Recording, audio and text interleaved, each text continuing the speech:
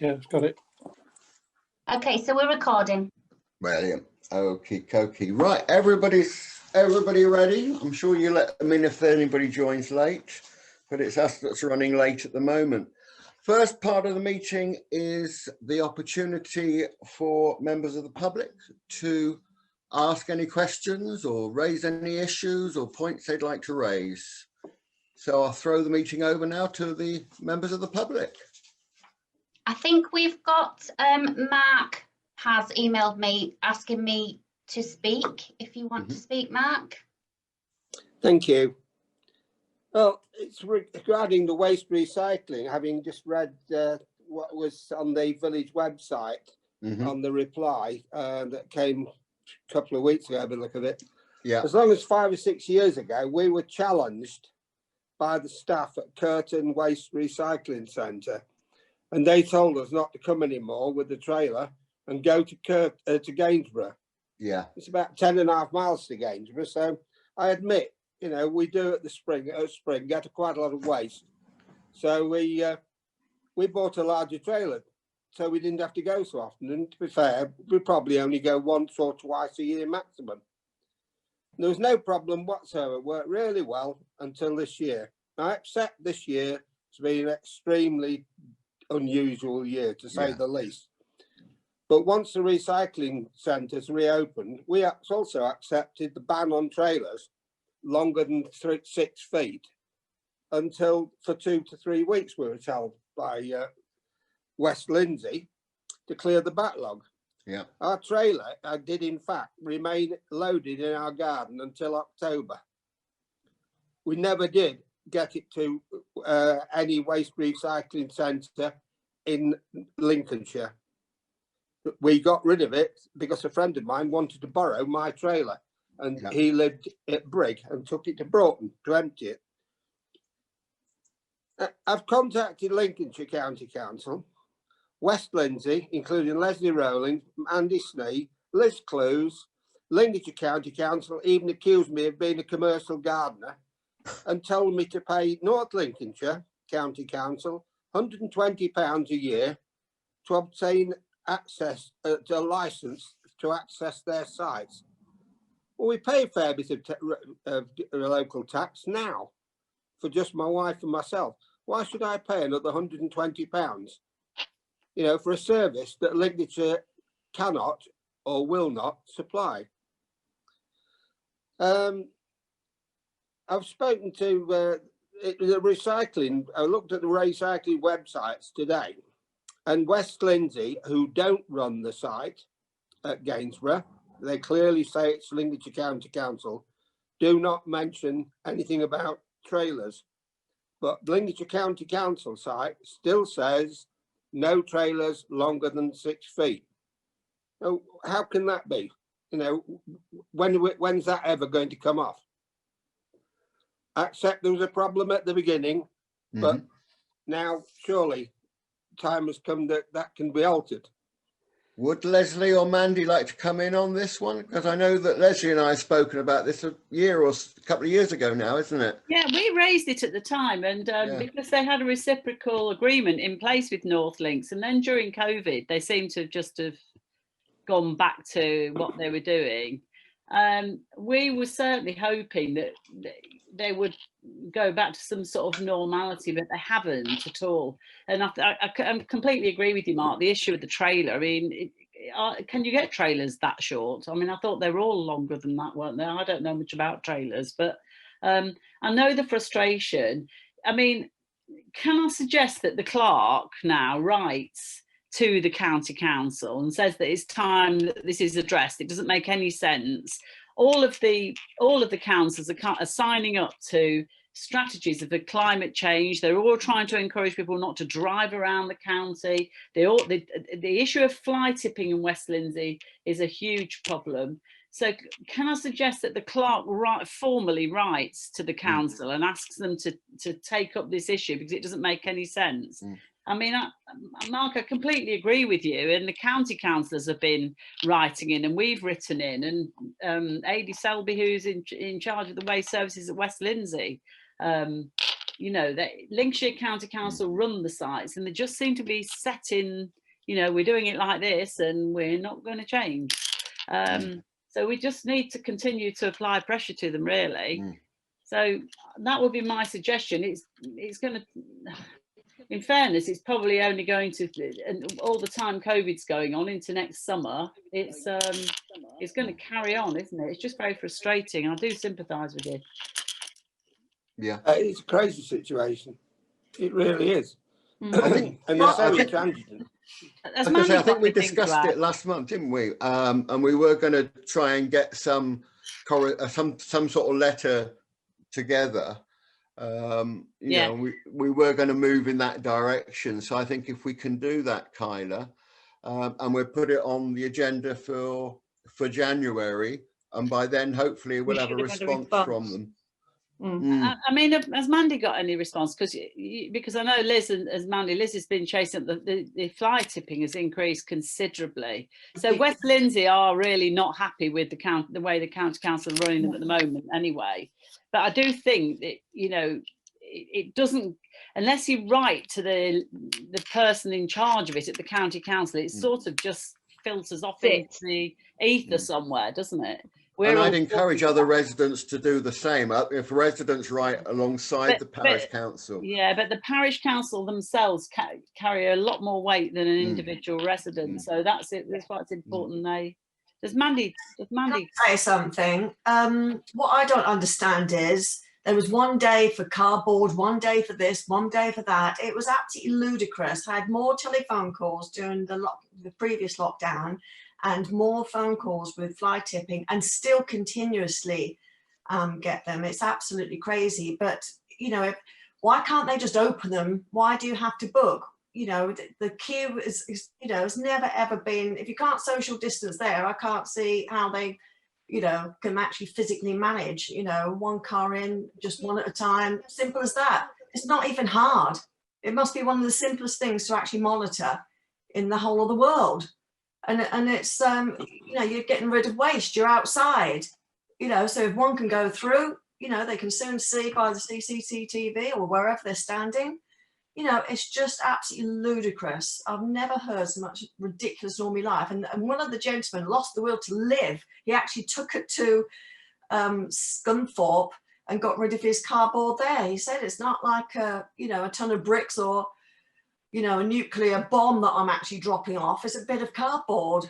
Yeah. And Scunthorpe, they just literally put everybody through, whereas Kirton Lindsey were a nightmare, and so was Gainsborough. And this system of booking is just ridiculous. Yes.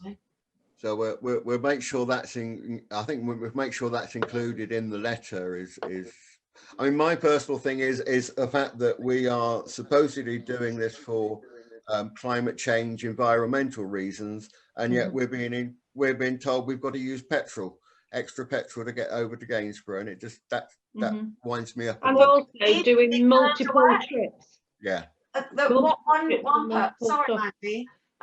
What one couple did, they went through all the processes and accidentally forgot to take their bit of paper there to have the authority to actually take it, so they hadn't got the number. Then they turned them away. So that not only did they have to go through loads of processes, they had to go back, go get it, and that from Scotter, as you say, you know, it's just not on. Yeah. I don't know whether Cleo's with us tonight, but for the county council viewpoint on this, is there Cleo? No, so no, that's okay. Sorry, Mark, I interrupted you. Thank you. Okay, anybody else for the question? Quick one, John, if I could come in there. Yeah, where are we? How are you? Who's speaking? Richard? Got me. Yeah, you got me? No. Yeah, have you got me? Yeah. Kyla, can you hear Yes. me? Yeah. Yes. Yeah, can you hear me? Yeah. Yeah, I can. Okay, I didn't want to preempt anything that went on in the budget meeting beforehand, but I was obviously concerned about moving forward with the play area that we've discussed, John. I don't know whether all the councillors are aware of the backstory, if I can use that, but it might be worthwhile doing a sort of a presentation from the playing field to put forward where we are, what we want to do and how we want to go forward. Kyla, is that permitted with it being on the agenda? Yeah, you can talk about it now, because later on when we talk about it on the agenda, he'll not be able to have his say then. So we can talk about it now. Fire away then, Richard. Okay, I don't know whether how much your other council members are aware, but obviously we've way down the line now with fundraising for a new play area, and I appreciate that the funding has been raised on a basis of a couple of letters that we've had from the previous clerk that we could go and get that fundraising, which has now been rescinded, which leaves us in an invidious situation where we perhaps have got funding which we're not entitled to, and where we really need the current council members to readdress that position and perhaps support us going forward so we can complete the play area. But it's quite a there's quite a lot to it, and as I say, if you wish me to meet with the your council members and put a full story and a full presentation to you, I'm quite prepared to do that, John. Okay. Okay. Would other councillors benefit from that? We'd have to call. I'm hoping that everybody. I'm hoping that all the council members know what's occurred, that they've got the relevant paperwork, and where we find ourselves. Well, we've all received copies of your letters from a few days ago. They've all been circulated to all the councillors. So we understand that. I think the plans have been sent around that we've been forwarded, Kyla. Yep. So all the all the plans and stuff that Martin finally sent us in November have been circulated. Yeah. I mean, when I said, can I explain to them the public the rescinding, basically these letters were raised in March, agreeing to various things regarding the funding. But of course, as you may well be aware, meetings didn't actually take place, and it wasn't put to full council to actually approve these fundings, and it was seen to be done rather unilaterally. That was one of the reasons why we've had to have a look again at the issue.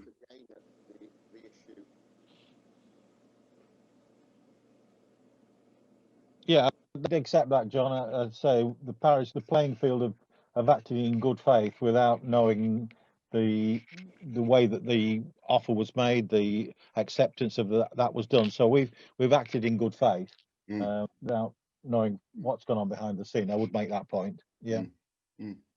John, can I ask a question, please? Please. On this? Yes, please, Leslie. Yeah. Oh, sorry, there's a bit of a delay, isn't there?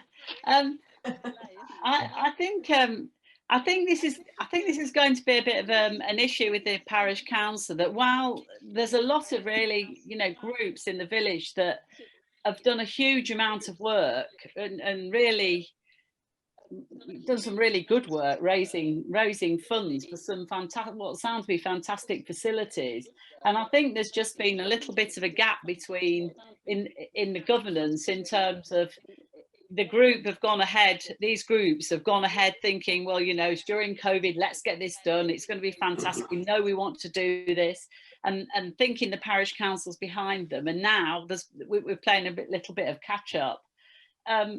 If the parish council, obviously the parish, I don't know the detail of this, but it would seem as though, I think, is Richard offering to perhaps could you possibly hold an extraordinary meeting where Richard does a full presentation explains all the background of everything that's gone on, or do you all know enough really? Because it does seem as though the cooperation of the parish council is crucial to this going ahead, and I must say it does sound like an amazing project, and I'm sure it's one that the parish council wants to be associated with. And I know going forward, John, you're really committed to working with these groups, to working alongside each other. The very last thing you need in a village is groups pulling against each other. But there is a bit of catch-up needs to go on. And I know, John, that you're really keen to make sure that everything's transparent and is being done properly now. So around the governance, it's a bit of a difficult issue. Yeah. Would a way around this, though, to have an extraordinary meeting, perhaps fairly quickly, where you just have this one item on the agenda? It could be irrelevant, because if the matter's discussed tonight and it's approved and goes through, then we don't necessarily need that presentation. Okay. Yeah, that's the only thing I'm saying. It's like, no. Well, that would be great if it goes ahead tonight. But I think if councillors are concerned tonight, that would be an option, wouldn't it? But yeah, it sounds to me, I mean, that let's hope that's going forward then. I'd love to hear more about this project. Yeah. I mean, if it doesn't go through tonight, then there is still room to move. Can I come in there, John?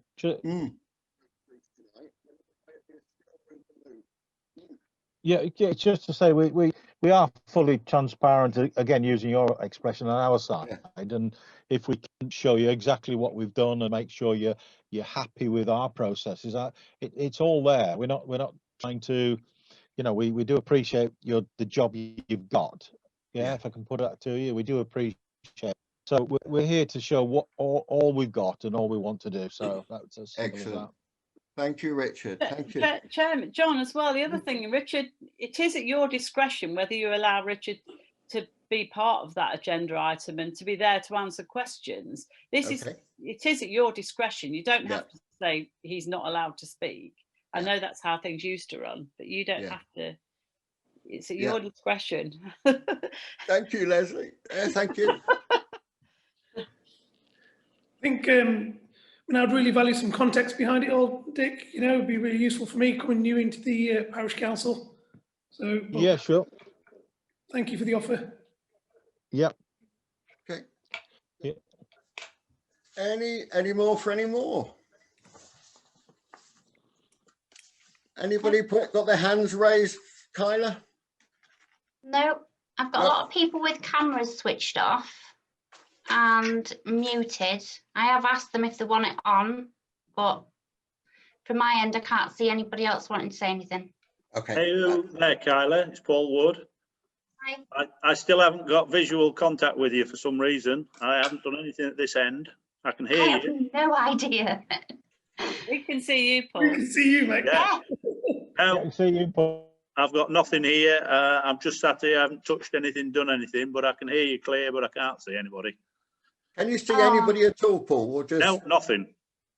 Oh, yeah, don't worry. Have you clicked on the? I'm not the best on this really, but if you click on the top, you might just be in the audio mode rather than the. You might be in. It was earlier on when we had the closed meeting. I could see everybody. We was talking, and yeah. So I don't know. I can manage. I can hear you as long as you can hear me. I don't have to see you. Mine was in the left-hand corner. It just had a picture of the video with a red line across. So it might be in the corner of your screen, in the left-hand corner.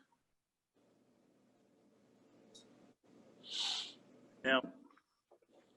Bottom corner, Paul. Not really.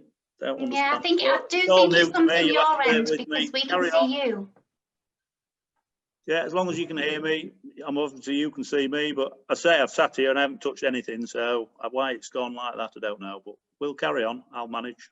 Well, you're looking good anyway. All right. It's just if you wanted me to vote, then obviously you'll have to hear me rather than put my hand up. Well, we can see you, so you can put your hand up. Oh, right, yeah. I can't say anything from you, so anyway, carry on. You just won't know how anybody else voted. Right, we'll start the meeting proper now then. Apologies for absence. Well, you probably noticed. Do I leave this? Do I leave this as a member of the public then, John? No, no, you stay with us. Stay with us. No, you're welcome to stay for the meeting. However, this is the part where if anyone does need to say anything, like Leslie said, we would have to suspend the meeting first for anyone to speak and then restart it again. Okay. Right, acceptance of apologies. Well, we're missing Helen tonight. Helen couldn't be with us. Declarations, dispensations. I think I've mentioned my connection with the community centre and Scotter Forward. Yeah. So they're my declarations of interest. I don't think anybody else has got any. No. No, that's it then. Well, having said that, Kyla, we get to exclusion of the press and public for item 4. That's just to note, because later on we will be excluding them. It's just to note that it's in our standing orders and it's our right to do it. Okay. Item 5 on the agenda, to accept the co-option of Barley, who's with us tonight, onto the council, witness and sign the acceptance of office. I know, Paul, you've signed as the witness signature. We just need the clerk to sign at the meeting. Okay. All done.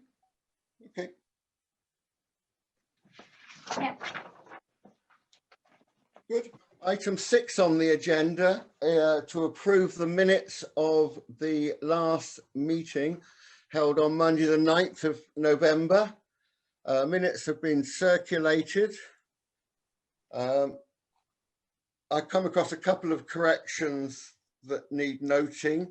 The first line there, it doesn't mention Helen and Paul being at the meeting. They were in attendance. Yeah, I think they're mentioned several times. And also in the voting, Alex Johns went through to the second round. Not Mr. Powell, as it states. Right. Does anybody else have any changes or amendments? You can wave your hand if you like them. I like the minutes, Paul. Yeah, okay. Yeah. And Margaret, you happy with them? Yeah. Happy with them? Excellent. Right, so we're accepting them, yeah? We're accepting With those them. amendments. With those amendments, yeah. Item 7 on the agenda is a chance again for our district councillors to present a report. I don't know whether you want to say something or whether you've nominated one of you to just fill us in with what's been happening at West Lindsey.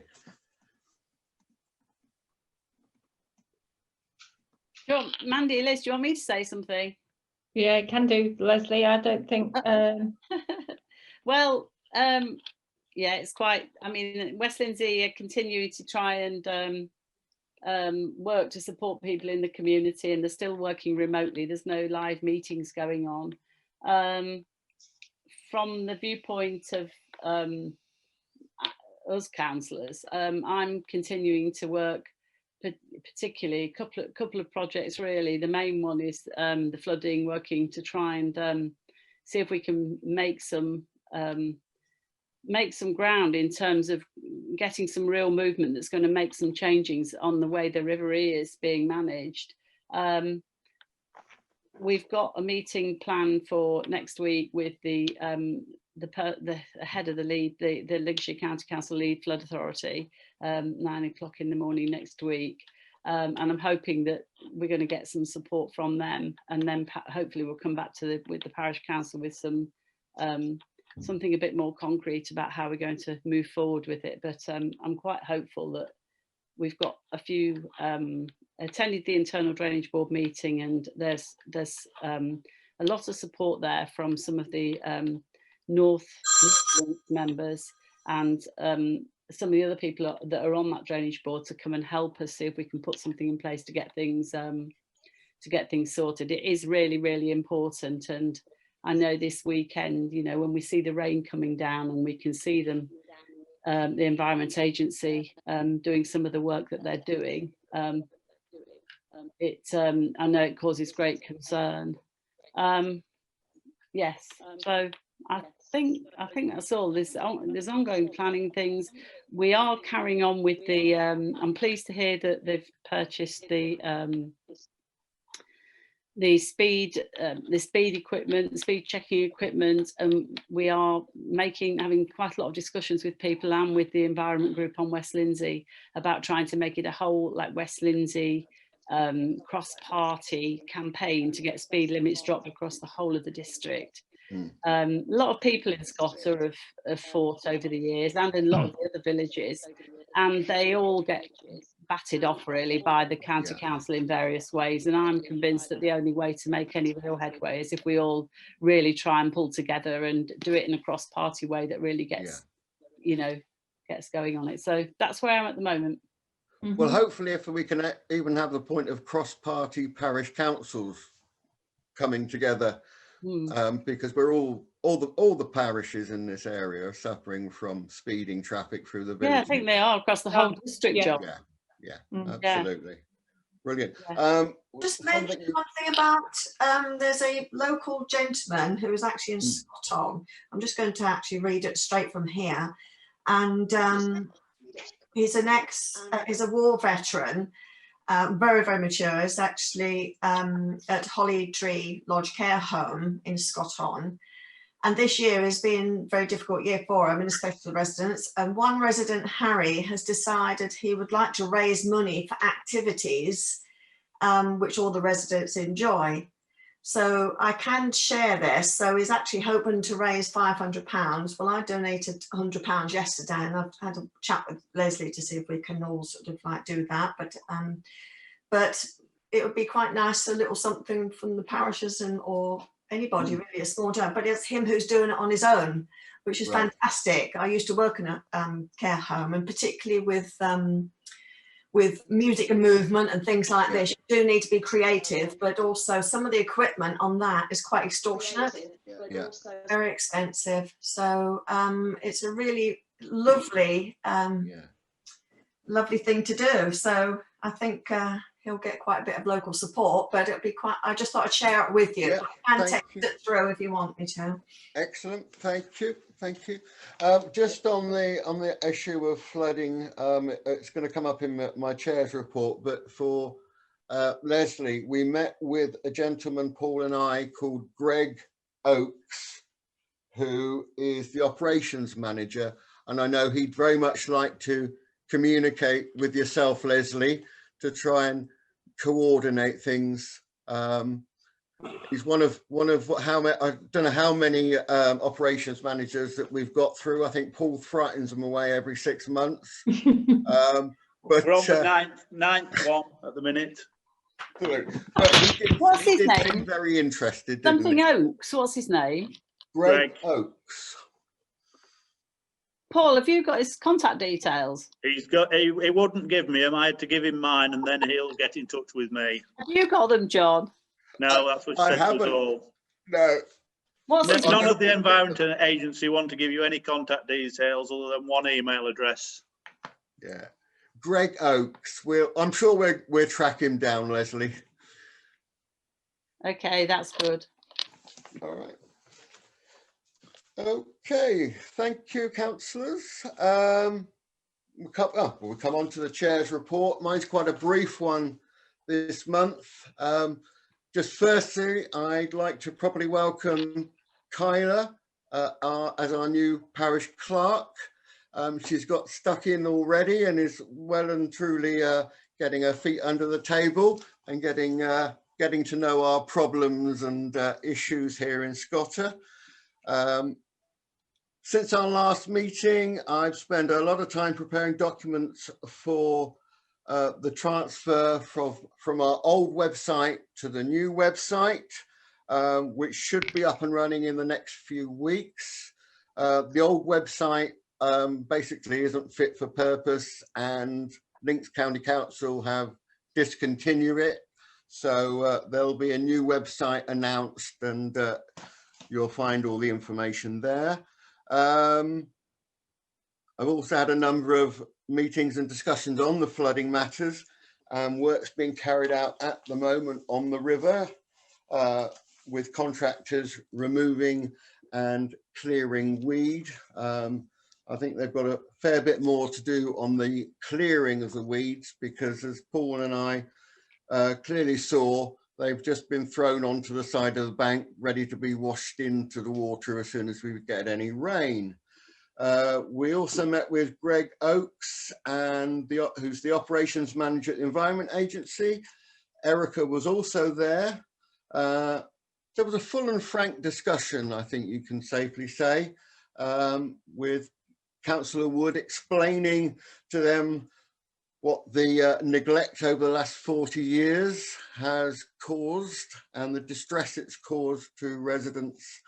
And we're hopeful that they heard what we've got to say, and with cooperation with West Lindsey, bring about some radical changes to the state of the river. There endeth my report.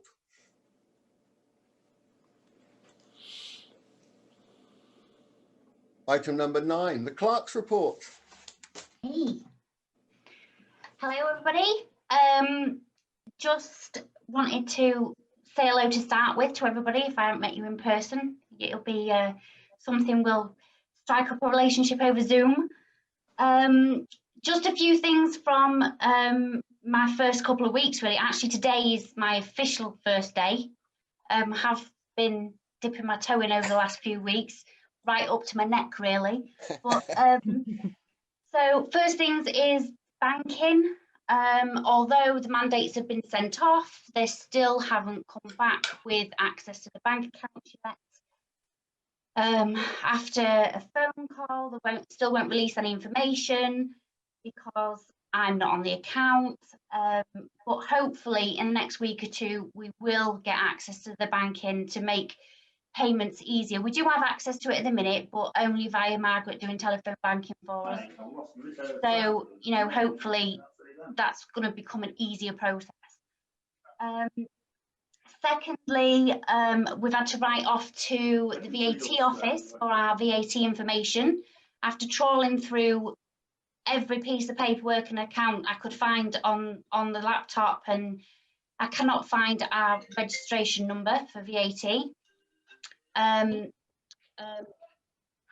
hoping that once that information, we get that information, we can then see if there's any back claiming we can do. And also we do need that information to be able to claim the grass cutting money from Lincs County Council that they've agreed to pay us. And then the last thing I wanted to mention was the allotments. Okay, we've made a start on the allotments of trying to pull together information of who is on what plot, and you know, their details and everything, because basically working blind with this, I've got no up-to-date details whatsoever. So if anyone knows anyone that's got an allotment and they haven't been in touch to give us the details, please ask them to do so. The Facebook request that we put out asking people to get in touch was really good. A lot of people emailed me about what plots they had and, you know, information about it. I've also tried to get across to the people that have contacted me that, you know, this is their allotments. What do they want the parish council to do for them with the allotments? What do they want us, where do they want it to go in the future? What do they want to achieve down there? What do they want improving? You know, come back to us, speak to us, tell us what you want, and we'll see what we can do. A few things that I noticed when I visited Scotterthorpe allotments is there's no security down there. There's not even a lock on the gate, which from when you walk down there, it does seem like, what's Paul showing us? I think he was just showing us a phone then. It does seem like it might be being used as a bit of a fly tipping area. There is a lot of rubbish down there. That tap on the left, the middle one that's open.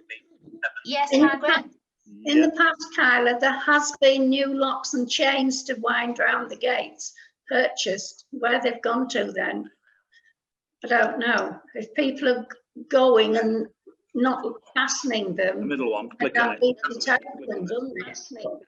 It's what? Yeah, I mean, I have I am going to propose a combination lock. Yeah, We purchase a combination lock and give the, so then we're not messing around with keys and people losing keys and stuff, and we'll Yeah. just give out the combination. Yeah, it's Gmail I that. mean, the stuff that's down there, there's old microwaves, there's bedsteads, there's office chairs, there's Yeah, it's okay, just mate, cheers. people's See you junk later. that's been Bye. dumped down there. So if we maybe lock the gate, it'll stop.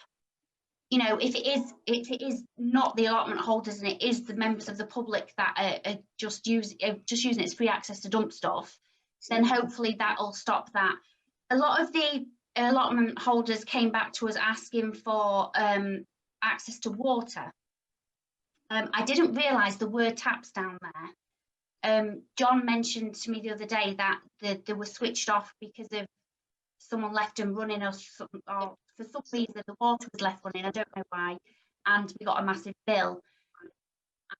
So, you know, there is the idea that maybe we could look at some taps that have got some kind of locking mechanism on them, or you have to access them via a special key or something, so that, you know, only the allotment holders can access the water.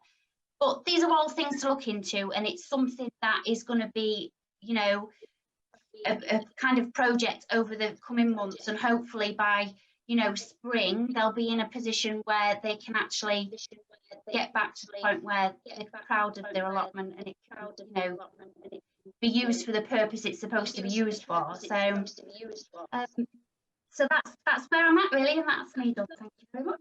Excellent. Thank you very much. Item 10, planning for noting. There's 2 items listed here. Planning application for 15 Gainsborough Road, first floor extension and side. That's been granted. And approval for, am I right in saying these have been granted, Kyla? Yeah, it was approval of reserve matters that were granted for the next one. This is the 55 Gainsborough Road. Yeah. Okay, so what do we mean by approval of reserved matters? There must have been another issue that needed deciding, but it's been granted. Let me just see if I can find it. Hang on.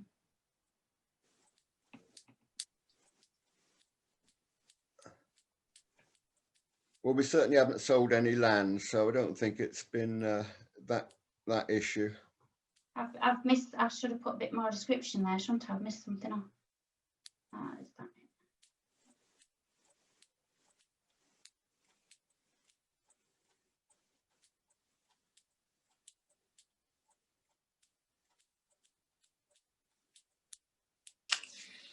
Oh, I can't find it.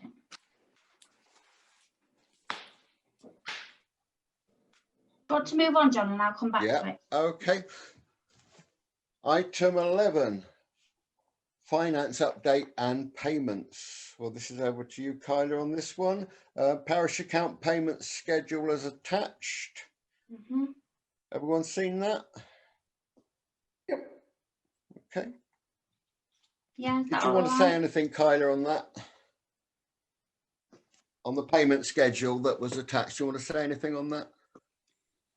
Just, is it the one where I've noted the income and the payments gone out? The only things that I've done is I banked some checks that were lying around for the allotments. I do still have about £110, I think it's 110 now, in allotment cash waiting to be banked, but I can't bank it until, because it's cash, they won't accept it without a card. Even though I've got a pay-in slip, they wouldn't take it. So I do still have that waiting to be banked, but the only payments we've made that I've physically made since Rachel handed over to me was the Christmas trees. Yeah. And then obviously there is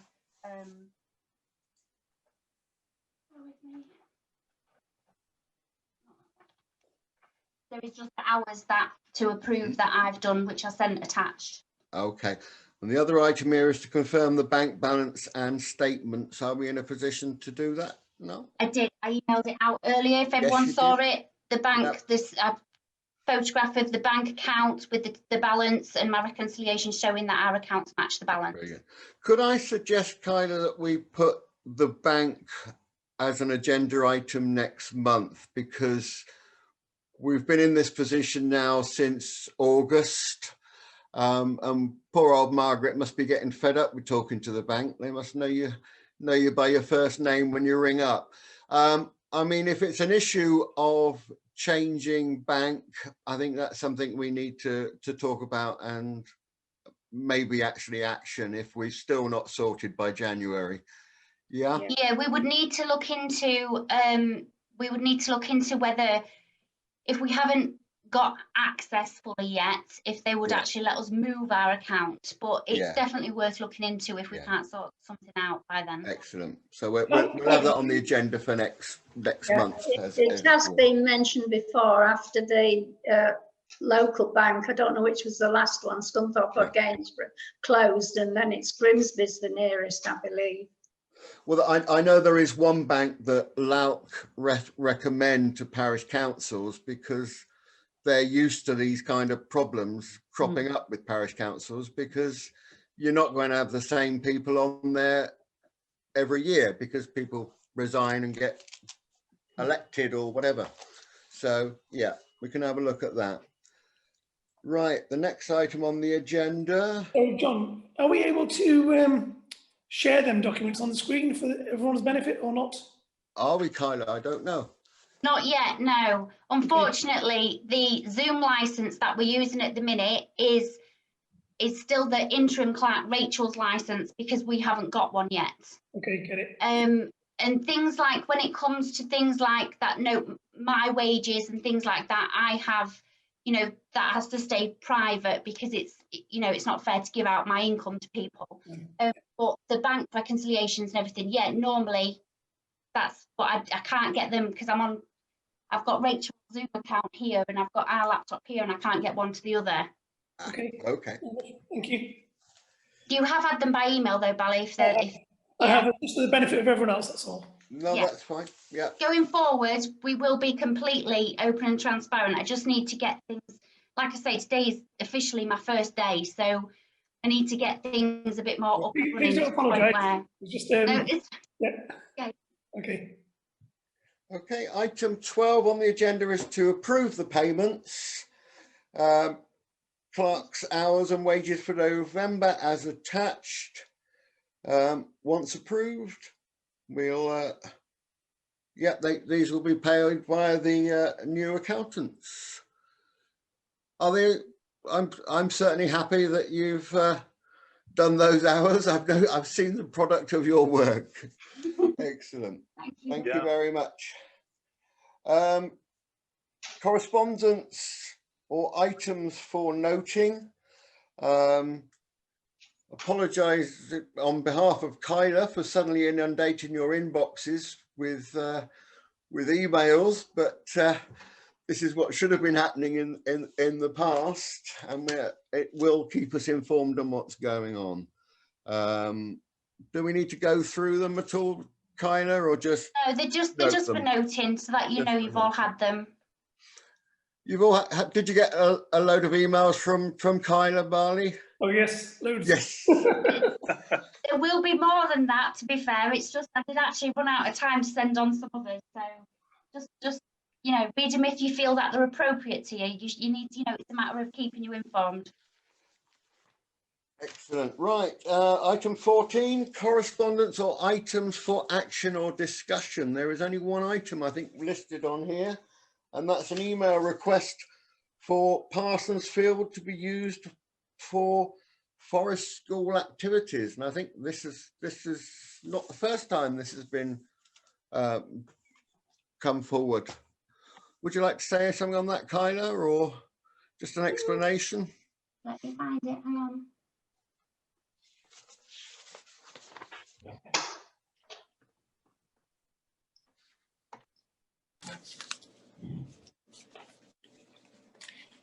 Put me on the spot, John. No, that's all right. I didn't bring that. I have everything ready, printed out, and I haven't.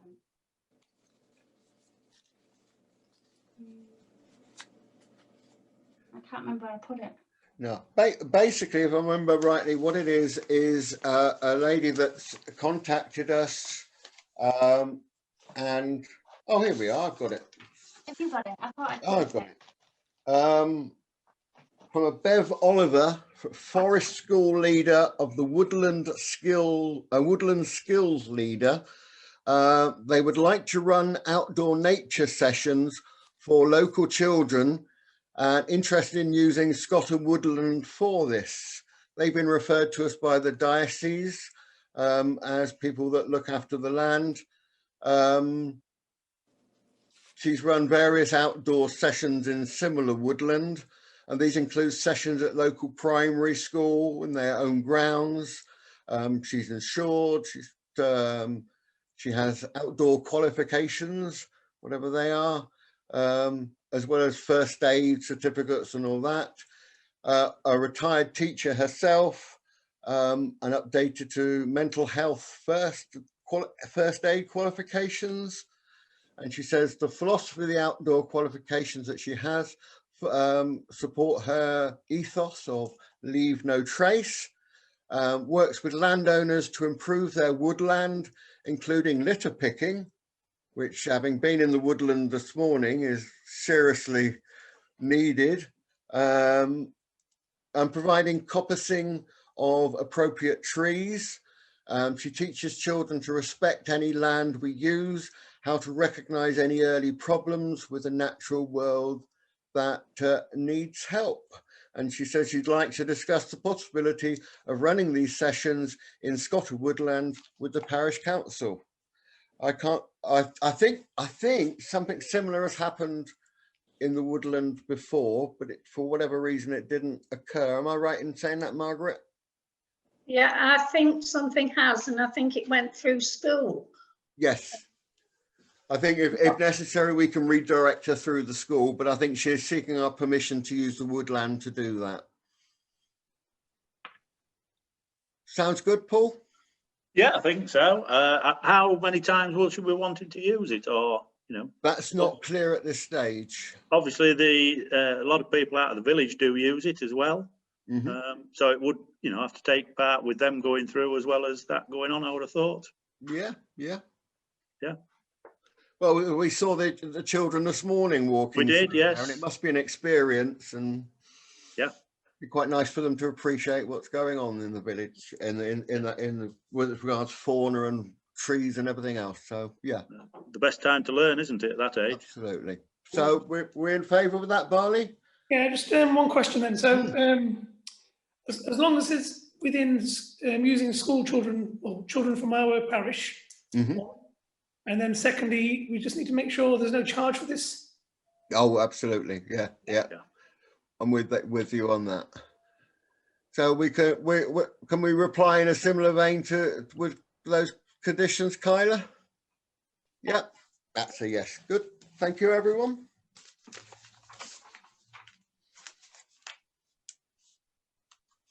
Right, the next one, item 15, to approve the financial regulations. Have we all had a chance to have a look at them?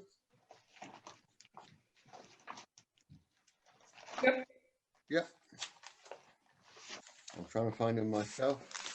I mean, these are based on the best practice from NALC, the National Association of Local Councils. I noticed you'd left some blank questions on there, Kyla. Yeah, I basically went through within model documents, you tailor them to your requirements and how you want to run your finances, and with any model document, depends what it's regarding. So this one is about how you want to do your finances and everything. So I basically went through, put in the sections that need to be relevant to us, and like I said in my email, anything in there was just a suggestion. It's completely up to you how you want it to actually be set in stone. Okay. I mean, there's several amendments I've made here. Do you want me to deal with that via email and we bring it back to council next month, or do you want to deal with them all now? Is it gonna be lengthy, or can we just whiz through them? It might be, yeah. Right, okay. if we defer this one then, if Yeah. you want to email. Yeah. Yeah. I meant to have done that before this meeting, but it was one of those things that slipped through. So we'll do that as soon as. So that's deferred to the next meeting. Where are we? Now we come to receive grant applications. First one is Scotter Bowls Club, who are looking for. Something. Sorry, Sorry, have I we've missed missed? something. What have I missed? So, point 14B, Oh, Lincolnshire County Council. yes, this is an important one because it actually means income. Email from Lincolnshire County Council, Highways and Asset Management. One of the things that we've noticed over the last few years is the high expense that's been allocated to the grass cutting of verges. Little did we know that we were supposed to be receiving a grant from Lincs County Council to compensate us and reduce that rather hefty bill that we've been incurring. They have, Lincolnshire County Council have very kindly agreed to pay us for the periods 2019-20, 2021, a total of £3,115.52. But as Kyla has mentioned earlier, we are awaiting the VAT number so that we can actually put this through. They have been kind to us as well because we were supposed to show insurance documents, and as councillors will know, we haven't actually been insured for a chunk of that time. So well done, Kyla, for getting that money almost in our grubby little mitts. Thank you, Kyla. Welcome, nearly there. So now I can jump to receive grant applications. The first one, 16A, is Scotter Bowls Club. Do you want to say something on that, Kyla? Let me just find the right one. Okay, so grant application received, everything was in order as per the grant policy. They're requesting £1,000 for, I'll read their little description. It's been a year since we have been able to paint and refurbish inside of our clubhouse. We would like to be able to bring the interior kitchen and toilet up to standard. Our members and visiting members from other clubs would benefit from this refurbishment. It would make it more attractive as we're trying to attract new members. They do fundraising of their own. And like I say, all the paperwork was in order, so open for discussion to yourselves. Margaret, would you like to start the ball rolling? Well, from what I know of the Bowls kitchen, I think it does want a bit of refurbishment. It would bring it back into hygiene standards because they have to have the certificates to be able to serve the teas, etc. I think we should offer them something. They do try very hard for the older generation. In brackets, there's a few a little bit younger, but the majority are in that older generation, to give something there for the village. If they don't play a lot, they wander up to watch, and it's all for the community, isn't it? I mean, I think whether you said, Kyla, they haven't actually received a grant from us for over 3 years. So this is the first time they've come to us for a grant. Paul, what are your thoughts? Well, if we haven't sort of given anything in the last 3 years, we ought to do something to encourage and for the older generation and give them some facilities. Would you like to come up with a figure that you think might be appropriate, 4,000 or something less? Or they've requested 1,000 on their grant application. So I don't think they're particularly cash rich, are they? They're I donated 200 from the council initiative fund, so I think that was actually, to be fair, just to pay rent. So you know, they are you know, desperately need it. Yeah. Yeah, There I'm not was going to mention, I've got their accounts. I'm not going to Yeah. mention how much money they've got, you know, but Yeah. they're not rolling in money, put it They're that not way. rolling, no. Not rolling in Chairman, money. can I ask a question? Please do. Is anybody working with the Bowls group? Are they working with anybody like with Bowls England? Have they got a development plan in place? I'm Do you know, not are they doing aware of anything one. like that? Pardon? I'm not aware of one, Leslie.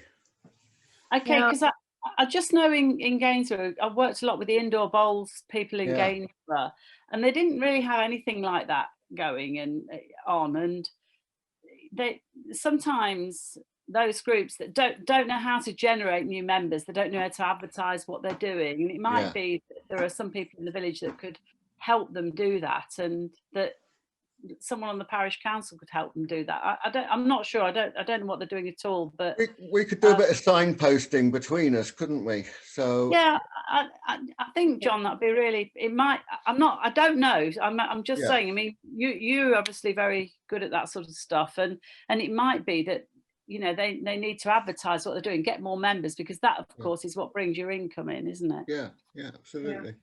Barley, sorry, I missed you out here completely. Sorry. Personally, I've never been to the Bowls Club. Okay. I've jogged past it a few times. But who actually owns the Scotter Bowls Club? Is it Parish Council? Or No. does it? No. They rent the area from the playing fields committee. So I'm guessing they're just like the junior football club in that they use those facilities. Although it's a very specialist facility that has to be kept in immaculate condition. I think the building belongs to Bowls Club. Right. Okay. Not 100%, but, and I do know they've had trouble similar to us lately with losing members from the committee. They've lost a couple that have passed away, unfortunately. Yeah, and they haven't been able to play, have they, because of COVID? My key question is, how much of the community will it benefit? It's a certain age range, you know, and have they tried the other avenues? A couple of things. On their grant application, they've got 40 members, and I can see Richard Barwell waving at me if you wanted to allow him to speak. Please do, Richard. Yeah. Yeah. Just to clarify, as a point of the Bowls Club have their land leased to them by the playing field, and in effect it is theirs. I'm not sure the length of that lease. Right. They pay a nominal rent per year, and in effect it is theirs on a lease basis. Yeah. Thank you for that. Cheers. That's all right, Richard. They do put an open day on, I think, once a year to invite the residents of the locality, shall I say, not specifically Scotter, but the locality, to go along and see what a game of bowls might feel like, etc. But it doesn't always help increase the membership by more than one or two, if that. It's a shame that you haven't got like the local village magazine like you used to have, the O'Valley Advertiser. I mean, that would be really great to promote something like that, which is perfect for River O, it's the River E, dear. Oh, sorry. Yeah, River E, yeah. Yeah, the plan is to bring out some sort of newsletter next year that is being budgeted for. Whether it's just one or whether we do a frequency, how much we can get for advertising is all sort of going to have to be looked into next year once we get the budgets and everything else and Christmas out of the way. Do you get the games for life there? Do you get the games for life delivered at Scotter? Yes, we do. Yes. Well, they do free editorials. Oh, of course they do. Yeah. So that would be absolutely perfect. But I mean, if they're not used to doing that sort of thing, then it might just need a little bit of help or something like that. Or I mean, we might even get them on Facebook if they're willing to use a computer. So that can be also a great generator of interest. Well, or even if they're not using a computer themselves, at least they can perhaps utilise the Scotter Parish or just go through that. or the Yes. Scotter Forum, Scott On Forum. There is Yeah. lots of other avenues that which would reach out to, you know, you'd be surprised how many people do have a computer as well. Yes, thank you, Liz. That's very useful. I think we can probably signpost them as well. I think that's a good idea. But do we want to, what sort of figure do we want to come up with? John, just the other thing, I think it could be a community project. You know, okay, you make a nominal payment for materials, you know, and then it's a bit like, you know, DIY SOS in Scotter. Yeah, yeah. Yeah, make it a community project and That get sounds a good involved idea. to help them. Yeah. Anybody else want to say anything on that, Margaret? No. Do you want to look at a figure, Margaret? Well, I was thinking let's pay them what they're asking for, but put that Barley's suggestion into it as well then. Okay. Paul, how do you feel? Yeah, no, I think, you know, £1,000 to refurbish the kitchen or whatever isn't a lot of money. And also if they can get some help, DIY, you know, support, then that's even better. And we can offer them support. Come back next year, can't it? Well, yeah, I mean, I'm swayed by the fact that they have not been granted anything for 3 years. And they have been hit by COVID. Are you in agreement with that, Barney? If we go for 4,000 but then offer them the support moving forward that we can. Absolutely. I think it's about building a community spirit as well, isn't it, when we do these things? Yeah. And we need to tell and promote that, you know, Parish Council have given £1,000 on the condition that we get some local volunteers. Yeah, good, okay. You got that, Kyla? Yeah. Good, we move on to the next one, Scotter Preschool. Do you want to say something on the application, Kyla? Hang on, give it a chance.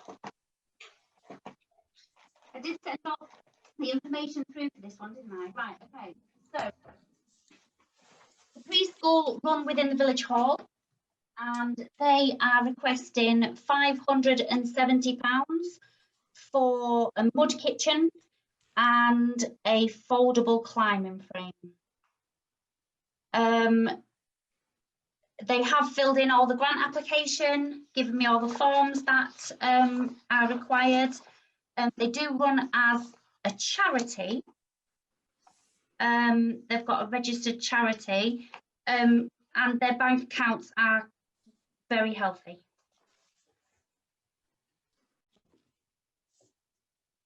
Oh, what would you like to say on this one? I don't know that much about it, to be honest with you. I'll be truthful. Obviously, if they are a very, you know, the bank balance is very healthy. Somewhere monies have coming in. So I don't really know, because I don't know too much about it, I'll be honest. The bank account's healthy, I believe, because they've put monies aside these last few years to try to build up a pot to get their own building. Because while they're in the village hall all the time, it means village people can't access the main hall and the kitchen or anything in the morning. And 2 afternoons, I believe it is as well. They have it all day, 2 afternoons. That's not been a big problem, but it has occurred in the past that people have said this, you know. We did give them money a couple of years ago, probably, for some new tables and chairs.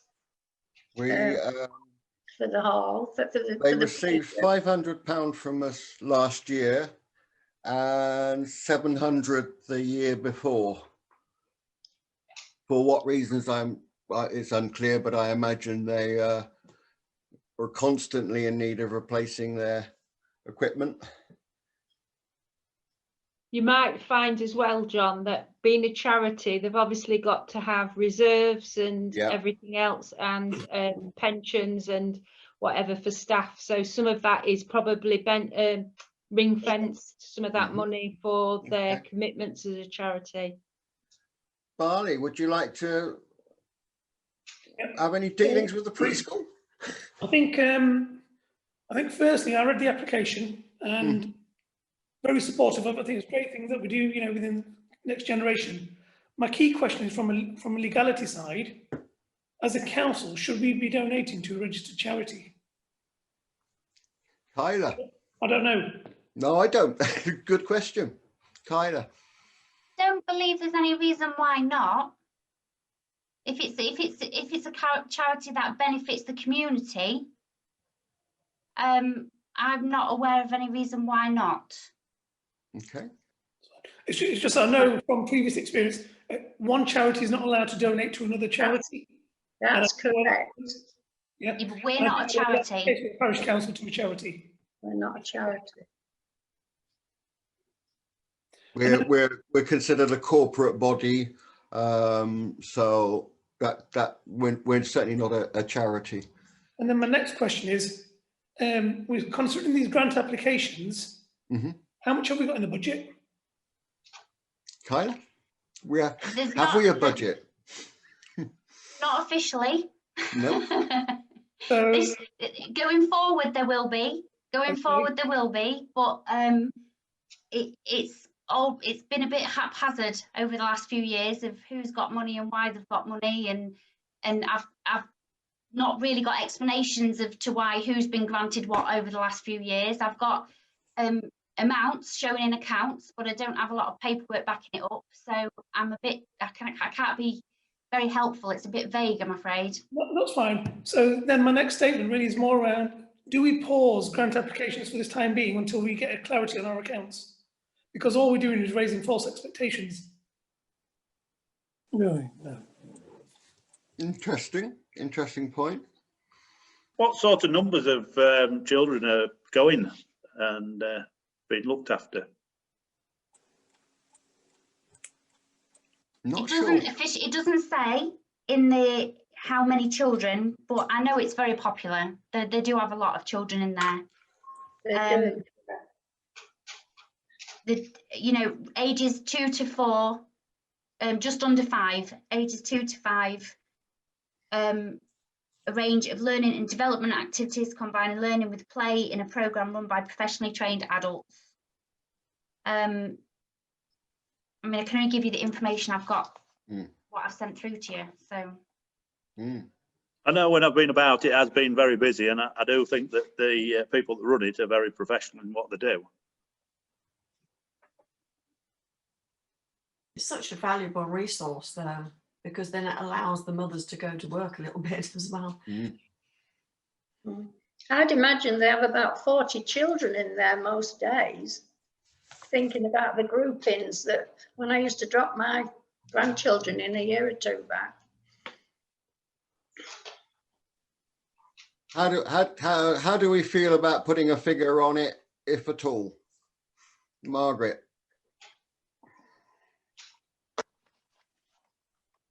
Well, I think we should continue to support them a little bit. With the What full were they amount? asking for? Was it 500 and something? 570, wasn't it, Kyla? It's £570 in total. They want £245 for a mud kitchen and £325 for a foldable climbing frame.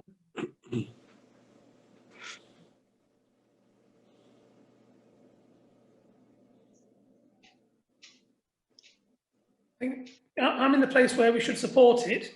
Yeah. However, I think with all the grant applications, we need to understand how much money have we got. Yeah.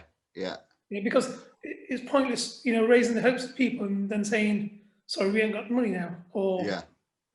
Well, I think with Kyla, we can say that we have the facilities to meet the grants that are on the table tonight. Yes. Yeah. I can safely say that. I can tell you what our current bank balance is, if you'd like to know that. Except it's not in that folder, it's in this one. So our current bank balance is £31,852. So the resources are there, Barley. So, but then there'll be operational costs for the remainder of the financial year. Yeah. Yeah, so that's to take us, whatever's left there is to take us to the end of the financial year on 31st of March. Okay, so what we Does that include the 2 reserve accounts, Kyla? I haven't managed to even look at those yet, Margaret. I don't even know where they're at or what's in them or anything. I haven't got details of them. They'll be at the same bank, but I think one is about 90p, Margaret, and the other one was cleared out with I know zero. we transferred some, but the idea was it gained a bit while it was needed throughout the year. That hasn't been done for 3 years, Margaret. No, well, we haven't been notified what's, as you know, completely what's been happening. Yeah. And I'm sorry, I'm new to the team, but is it not sensible to put your foot on the ball and really assess what our cash flow is currently, and then make informed decisions about what we can afford and can't afford? I think if we had budgets in place, that certainly we'd be looking at how much is available that we have set aside to issue for grants. With no budgets, we are working. I'm just going to open up, see if there's other figures put in. Sorry, I've got one more question. Yeah. And I don't know whether this works within parish councils. If we are underspent this year versus our budget, are we allowed to carry that over into the next financial year? Yes. Good. That's good then. Chairman, can I come in a minute? Please. Is Richard Barwell still in the meeting? Yes. Richard, are you still chairman of the governors at Scotter, at the primary school? You're on mute, Richard.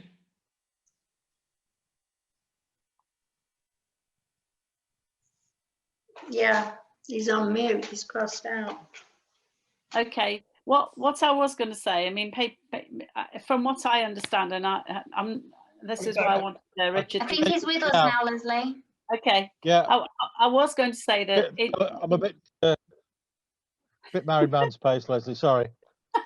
What I was going to say is that in some areas, the preschool education is paid for by the state, so your child can have preschool education free. But in a lot of rural areas, it's down to effectively, it's got to be run by the community and paid for by parents that use it.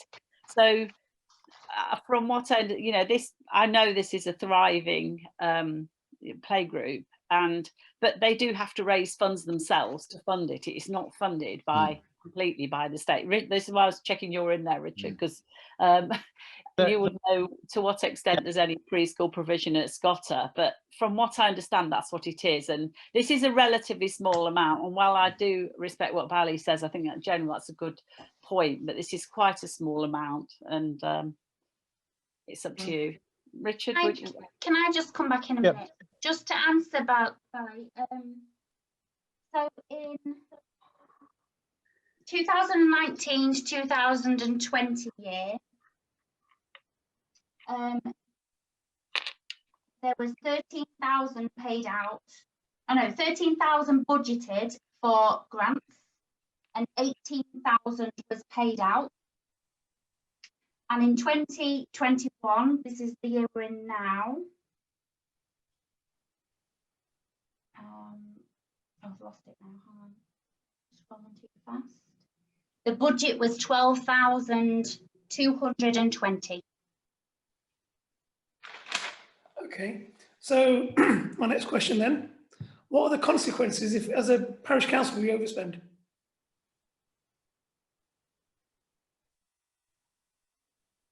I'm looking at Kyla. Well, I'm not really sure. I'm not really sure, to be honest. I've not been in that position before. In a business, if you overspend, it comes out your profit. This is a non-profit making group. So you want to spend to your budget, and then actually, if you underspend, you can carry it over. But if you overspend, does it get taken off next year's budget? You get your budget from the preset. So if you get yourself, if the council gets itself into a real mess, then it can do things like ask for an advance on the preset. But this council isn't in that sort of mess. It has money in the bank. So it sounds like you've got plenty of money there. The problem is, well, I won't go into what the problem is, but you haven't got the problem that I've seen on other councils where suddenly they've actually got several £100,000 less than they thought they had. So I know you're trying to get. I know everyone's trying to get the head around all this, but yes, it's our first time, apart from Margaret, doing any of this stuff. So we're probably looking quite naive here. No, you're not. No, you're not at all. I think you've got to ask the questions, and you should be able Yeah. to, shouldn't you? And people should ask. That's in a way why people get into things get into a mess, when people don't feel they can ask questions. So, well, I mean, the great thing about this, they are fulfilling certain obligations within the grants policy. And how can I put it? Over the last 5-10 years, although we've had a grant policy, we may as well not have had one. So looking at this as regards how it fills our grants policy, it is for a specific expenditure. It's a specific project. We have donated monies there consistently. The only thing that probably is a consideration with the grants policy is the amount of money that they have as a charity. And I guess we can ask the question, do they need this money from us? Margaret, you brought up the issue of perhaps they're setting this aside for another project. Yeah, I know definitely they are. They've been on with it a few years. So I'm a bit unclear what, unless they stipulate that the money that they actually have is set aside for some other project. I don't know whether we can take that into consideration, Kyla, can we? There is something in their account saying that they have to hold so much money. Yeah. A contingency plan of a certain amount, which is quite a hefty sum, okay. Against closure and redundancy. So there is money that's being earmarked within their account. You can see it. Well, can we say, if we were to offer 50% of that, which would buy them either a slide or a mud fond or whatever it is they're looking for, would that be something the councillors would consider? Who's wanting to speak? John, I was asked this question by Ballot. It is, yes. Am I allowed to speak? Yeah, go on. If you wish. Yeah, I was asked by Ballot about how the preschool was financed, and it's basically, it's fundamentally self-financing. They have to raise the funds through their fees, through their hard work, and so on. They get nothing from anywhere else, except under some new financing scheme through the government. They are allowed to claim for so many hours per week per child, but it helps towards their cost. It doesn't cover their costs, and they then need grants to basically improve and self-help. So anything they get is obviously improving the preschool provision we have within our village. And as Paul said, they are very professionally run. They're very well run. That's all I'd say on that one. Yeah. Okay, thank you, Richard. So I'm looking for a figure. I'd say pay the full amount on the condition that we have adequate funds in our grants. Yeah, and that we can put 600 in the precept to go forward for another year, can't we? So for another item. Yeah, so the condition, my proposal is then, the condition is that we have enough funds within our operational and grant application costs for the remainder of this financial year, not to overspend. So effectively then what you could be saying there, Richard, is that grant would be payable at the end of our financial year, subject to those conditions being met. Is that something appropriate, Kyla? Yeah, you can approve the grant, but say it's to be paid at the end of the financial year. That's your prerogative. Yeah. Does that sound feasible to the councillors? Do they need the grant money to go forward to help out sooner than the end of the financial year? Well, it's for equipment for outdoor use, which is Oh, going to be right, mainly so- summer use anyway. So They're not going to be outdoors in the winter period, are they? I wouldn't have thought. Not By the all of it. spring. Yeah, So, yeah. thank you. Yes, that sounded a very good solution, Barney. Well done. Thank you for that. Sorry, I'm just asking questions because I'm new. You have to. keep asking questions. Absolutely. Keep it going. Right, the next item is one that Rich is waiting for. Scott War Memorial playing fields. This is Is the it maintenance John? grant. Is it not the community I centre? keep skipping people out. Sorry. We're actually at the e-community centre. Would you like to explain a bit about their application? Because I think they wrote it in a letter form rather than on the application form. I had a conversation with their treasurer. She doesn't have facilities to, you know, we can't discriminate because she hasn't got computer facilities or Yeah. capabilities. So,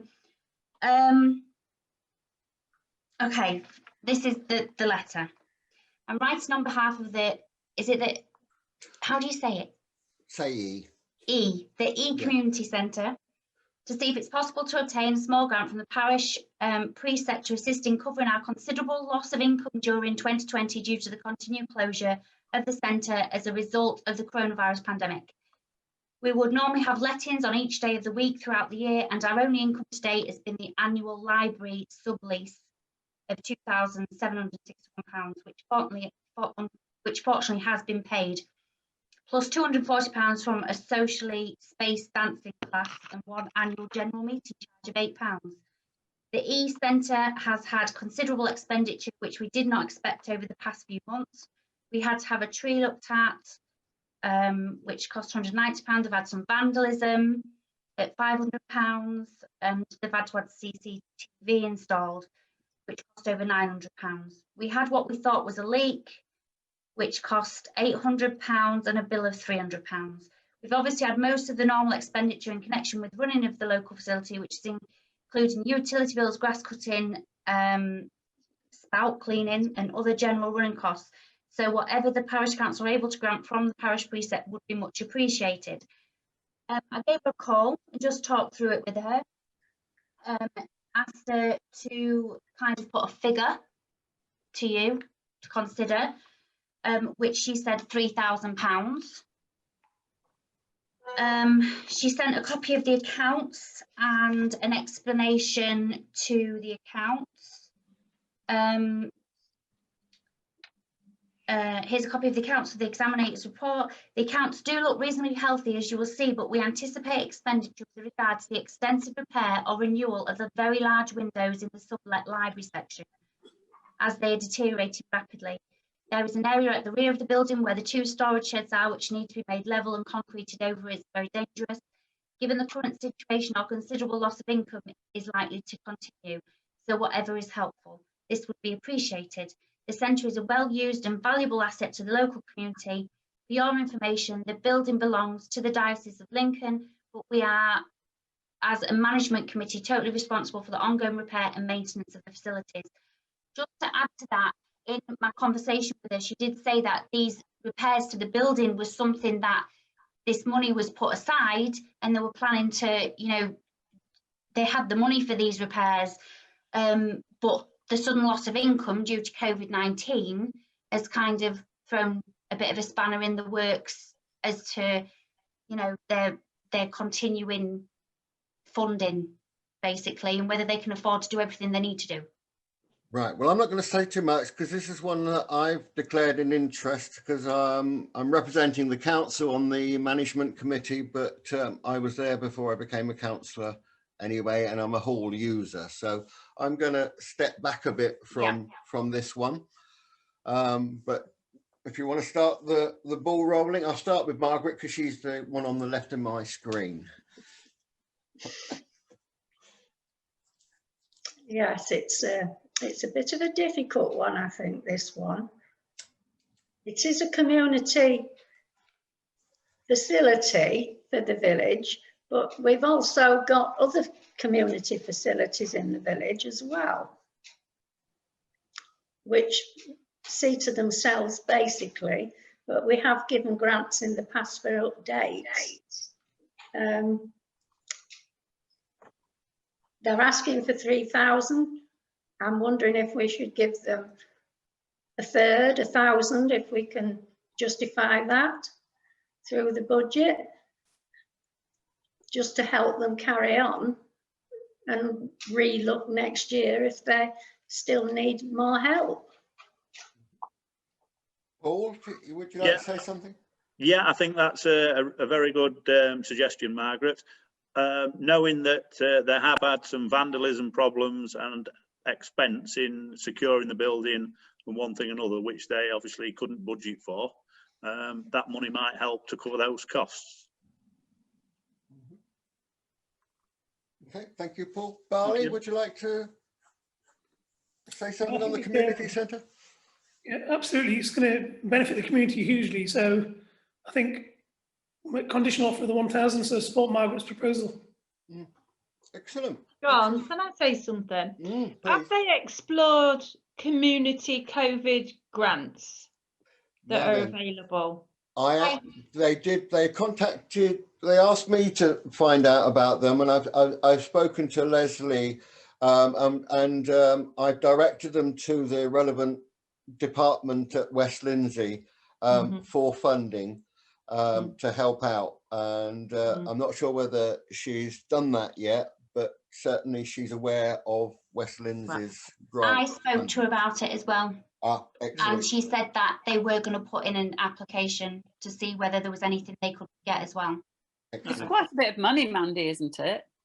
It is, but a lot of it is with regard to the paying of the rates, who the rates are payable to, and it sounds as though it's a bit of a complicated, because it's Lincoln. Did you say they rented it off Lincoln City Council? No, that's the library. The church. The church bit. Yeah, so it's whether they can prove that. But yeah, village halls and community spaces have got a loss of income. They've been able to apply for grants and got it. Yeah. So there is add to the COVID money. So it's quite a lot. Is it up to £10,000? Yes, it was. Yeah, the village halls and things was getting £10,000 if they had lost income. Yeah. Yeah, so it's worth exploring. If they ring up, they'll tell them whether they can. They're eligible for it. It's not like a trick. So she has their number. I know that, and I imagine you've given it to her as well, Kyla. Yeah, and there is some flexibility, I think, with it. You know, they are quite helpful with it. Yeah. Excellent. Thank you, Mandy. Okay. So I think that one. Can you just run through what it is everyone agreed then for me? Barley, you were the one that came up with the wonderful suggestion, I believe, or was it Paul? One of you did. Margaret, actually. Margaret. Sorry, Margaret. Yes. I suggested that we budget for 1,000 for them. Yeah. To help them forward and re-look at it again next year if they're still in need. Yeah. They may get some of this grant money. Who knows? They may not even need that what we put aside for them. Do you want that paying at the end of the year like the other one, or when? Yes. Yeah. Good. I think it'd be a relief that they know there's some money coming in. So yeah. Right. Now we're getting to the one that Richard was waiting for. This is the Scotter War Memorial Playing Fields Committee, who have put in for a maintenance grant of £2,500. Do you want to say any more on this one, Kyla? So application came in and for £2,500, noting what's the grant for: public liability insurance, grass cutting, maintenance of areas used by the residents of Scotter, not sport clubs, refurbishment and repairs to areas to maintain fencing and grounds. Whilst all the information was given in the application that was asked for, the fact that it states for public liability insurance and maintenance doesn't quite meet with the grants policy, because the grants policy is not supposed to provide funds for utilities and yearly maintenance and things like that, just normal running costs. It's not there to help with running costs.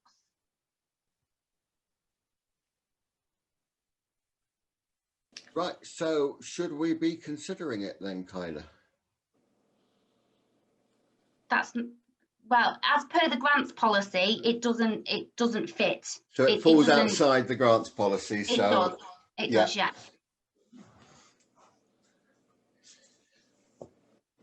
Anybody want to say anything on this one, Margaret?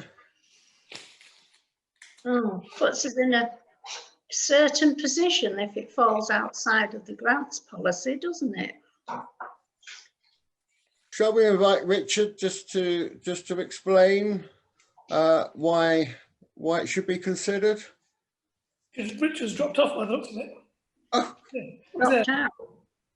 He's still here, but he's. Is Richard, he are you there? Oh, yes, he's down this corner. He's just switched his. Yeah. We can't see you, Richard. Do you but want we me to can hear talk? you, I think. Okay. I left the application in full well knowing that it didn't meet the rules for your grants to us. I've written to state the position which I believe the parish council sits within the playing field hierarchy. In other words, it's a named representative within the Charities Commission documentation. That's one aspect of it. The other aspect is that whilst we're there to provide recreational facilities for the village, we normally expect those that use the facilities pay for them. We provide dog walking, we provide fencing, we provide grass cutting and so on. And the cost of that has to be raised somewhere. And I feel that the people who do the dog walking, do their exercising, use it other than the football and, well, it's basically the junior football, should, in other words, the residents of the village have should provide some funding for that cost. Thank you. Thank you.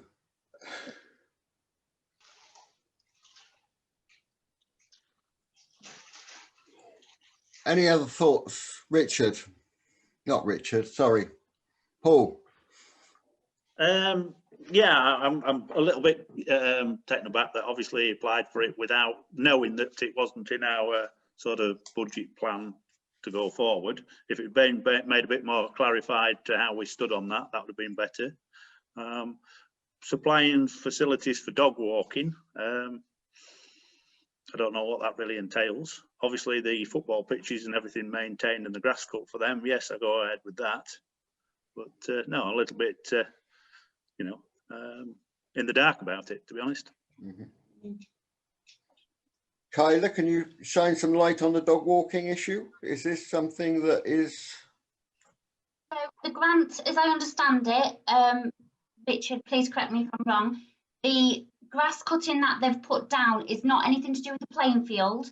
There is a section around the edge, perimeter of the field that is like fenced off, and then it's a separate like dog walking route.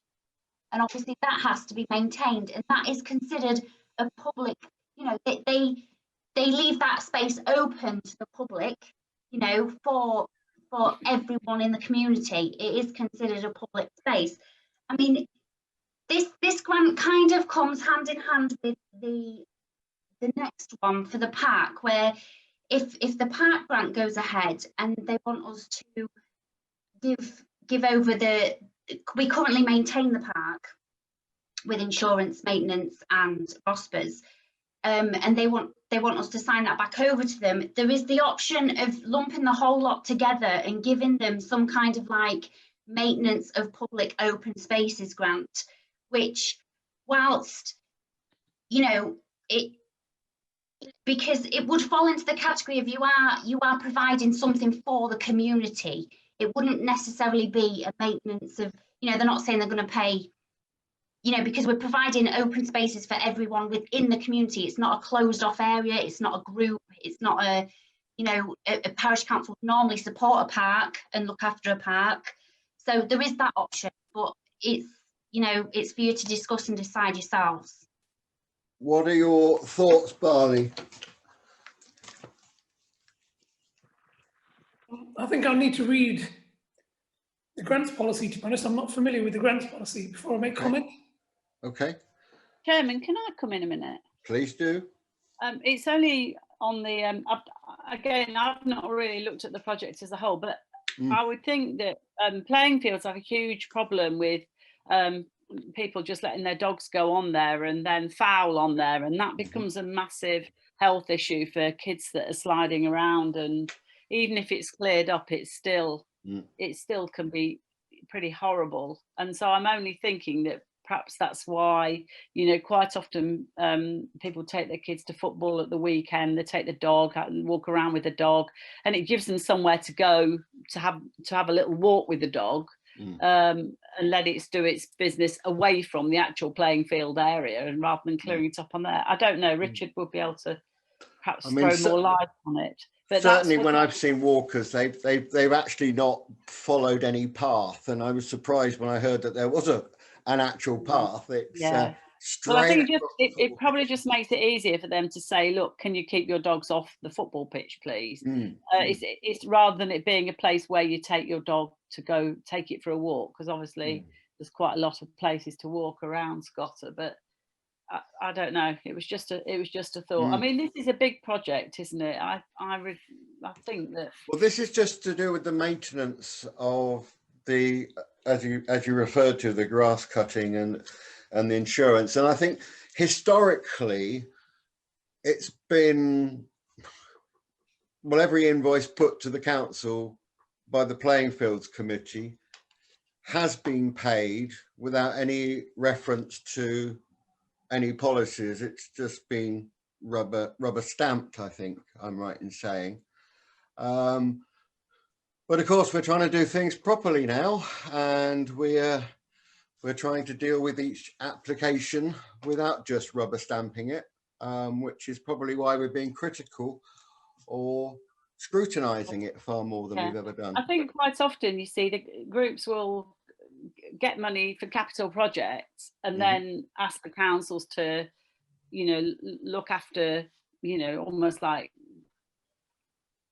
maintaining them, making sure they're safe, you know, taking things forward, overseeing the development over them over a long period of time. And it needs that really, because quite often it's volunteers that are raise all the money in the first place to put things in place, and it needs the councils just to sort of have a little bit of an oversight over a long period of time. We could, I think, possibly consider an annual support grant, which would remove the need to look at every single invoice that's presented to the council through the year, as has happened in the past.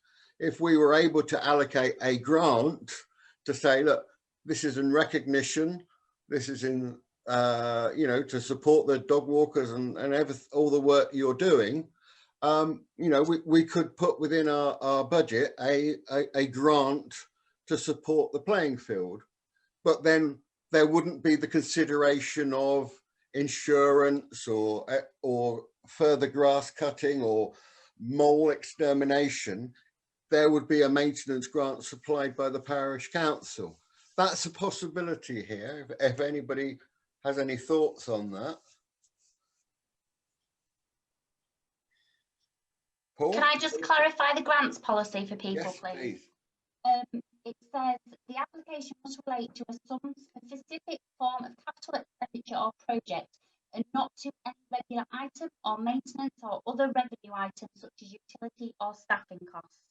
Right, so that removes that possibility then, does it not, from the policy?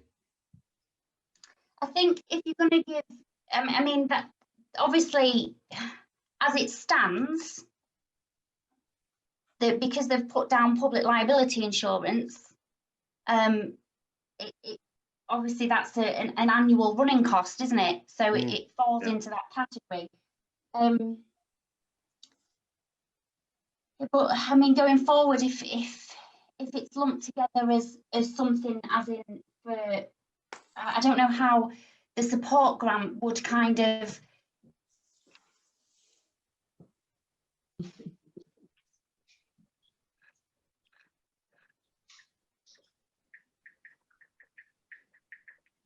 Are you thinking or frozen? I think Oh, you're there we go. frozen. No, I was frozen. All of a sudden I looked and I was like, oh, everyone seems to be still. Yeah, so going forward, if we did some kind of support grant, we'd have to just be careful of how we worded it to make sure it didn't clash with this. So is this a case of do we want to make a decision tonight on the state of the grant, or using Barley's wait till the end of the year kind of position, or how do people feel? Can I come in there? If it helps the council to consider this, we've obviously put in place, and I'm coming from it with Bally's idea. I'm in business myself, so I know what these things are like. We've got a forecast and a budget, and obviously we've been used to having funding from the council. So we can get through till the end of March. We can get into next year, but that will give the council time to consider going forward how they look at their relationship with the playing field. So I wouldn't want you to race into a decision tonight thinking that you're leaving us hanging out there. You're not. So from that point of view, I'd ask, you know, just let that one sit and consider it, and then but obviously going forward, the playing field put together a budget and a forecast of its costs. So I mean, I know there are other sort of similar organizations like yourself that are charities running playing fields, but not connected directly with the parish council in any sort of formal, you know, that you're basically running your own playing fields. It'd be interesting to see what other organizations like that, other playing fields like that, how they deal with the funding issue on maintenance, public liability insurance. Yeah, Barley? I think going back to the public part of this meeting, there was a recommendation made that Richard does a one-off presentation to the councillors to help us, because we're all relatively new, to help us really understand, you know, the background of the Scotta War Memorial Planning Fields Committee. And actually, you know, where previous funding is coming from, where the revenue is coming from, and what they're proposing going forward, because then we can make a much more of an informed decision, I think. Right. So do we want to, sorry, Kyla? I just need to clarify something. So sorry, I've just, because I'm just on our website, because I was looking for the grants policy, and I've noticed, because I obviously haven't started this process, I'm coming in at halfway through. Rachel has said that the grants are for projects taking place in the financial year 2021-2022. So I think we've been looking at this from the wrong point of view. I think we're supposed to be considering these within next year's budget. Sorry. So therefore, that makes it even more relevant to meet up with Richard and the councillors prior to March. Okay. And then really, I guess, just to understand what grants they've got coming in already, what have they budgeted from the parish council? Any made assumptions? Should we therefore, looking at the next item on the agenda, defer that until the meeting with Richard? Do you feel? Which is another application put in relating to the park renovation. Thoughts, Rachel? Is that something we can? Is that something we? Should we therefore, if we're deferring Sorry, I that? didn't realise. Who's Rachel? Who's Rachel? Oh, I'm so sorry. Oh, Sorry, dear. I, Yes, it's not kind of. really for me Me to at the decide. weekend. It's not really for us to decide, John. It's up to you to decide. I'm just saying that the importance, I mean, we're talking about a large sum of money here, the £10,000 for the project, playing field project, and also the transfer of maintenance for the new park. That I would mean, obviously benefit Richard from wants to Richard. come in on this. My only thoughts would be, it depends where their process is with this part. If it's going to hold them up, I don't know what position they're at with it. Richard, if you want to go ahead. Yeah, I would really appreciate a presentation, because you can easily confuse 2 or 3 strands of the financing of this. Yeah. And I don't want to have the £10,000 and the maintenance and the responsibilities and where we are confused. So it would be good if I could just explain to everybody what I believe is the right position we are. And I do know, John, you've worked really hard these last few weeks and that, trying to sort out, and if this helps as well, so fine. Yeah Okay, so I mean, do we want to get a meeting before Christmas to discuss these issues? What do you think, Margaret? Or do you want to deal with it tonight, or? We won't have time tonight. We won't have time tonight. So we'll need to call an extraordinary meeting, I'm guessing, to... Can we not do some kind of like informal meeting between, if Richard wants to get together with, it doesn't have to be a specific council meeting for him to give the information over, does it? Not to give the information, to make the decision, it would need to be a council meeting, would it? That would have to be done through an extraordinary or the next meeting on the 19th of January, once, you've decided you found out what you want to know. Okay, are you able to wait till the 19th of January for a decision, Richard? Yeah, we are. Yes. You are. I say I'm keen. I'm keen not to be seen to be pushing and shoving and rushing it through. I want a considered opinion by everybody. Yeah. Thank you. So, Richard, because I'm relatively new to all this, I would like to, I guess, meet up with you before Christmas if possible.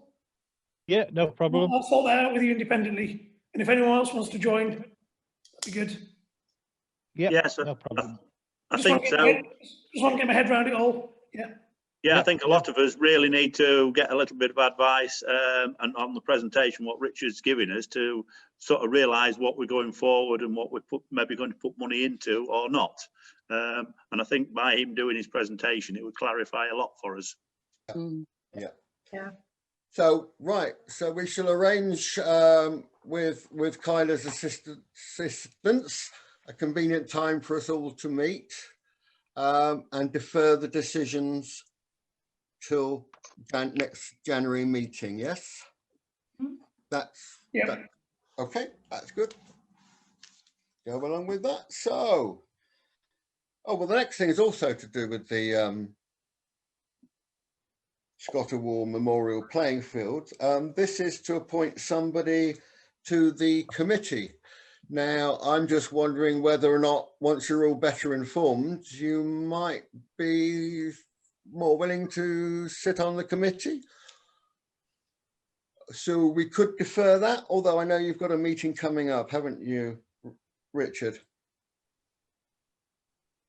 You look at me as I've just called Kyla Rachel again. Is that... Sorry, it's just you say that again, please. Well, no, I'm just wondering whether once everybody, all the councillors have heard about the setup on the playing field committee, that might make somebody be really keen to join your committee as a representative. I hope so. Yeah, so if we defer that as well to the meeting in January. Yeah, fine. Yeah. Okay.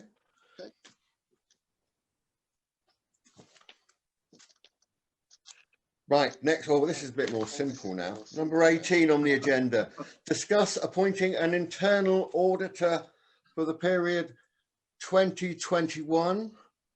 And I hope that's the last time I mention internal auditor this year, but we need to appoint one for next year. Or no, it's not next year, is it? Yeah. It is this year to do the internal audit for the external audit that's still to come. Yes. Suggestion really is that we used Brooks last time from Brig. They've actually got an understanding of our issues and problems like no other internal auditor would have. My suggestion would be we carry on with them. I don't think it was an expensive invoice that we had to pay. But anybody? It was £500 per audit they charged. £500 per audit, yeah. What are your thoughts?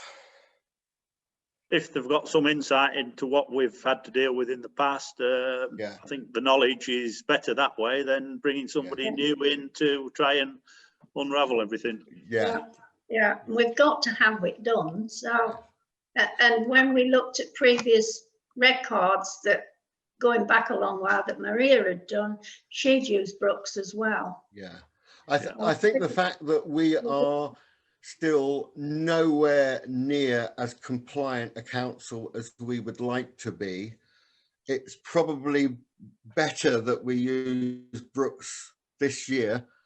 And as soon as we are compliant, we can start comparing prices, I think even more. But they are recommended by Lout. They did do us a good job, I think. And if you're happy to carry on. Barney, are you happy with, I know it's before your time a little bit, but you've probably seen the internal audit they did for us. I think it's a sensible thing, definitely, for the next 12 months. Yeah. And then, you know, we can do a bit of research in terms of once we get everything, the house in order, we can then review in terms of is £500 too much, but it doesn't sound too much money, to be honest. No, I mean, the great thing about, and I think a lot of auditors that people use, parish councils use for internal audits, they're great on the finance side, but it's actually more than that. It's not just the finance, it's the procedures, the policies and everything else that Brooks looked at. So it wasn't just the finance issue. And I think that's what sets them apart at the moment for us, that they've done that issue and they know what our starting point is. Yeah. So we're agreed on Brooks.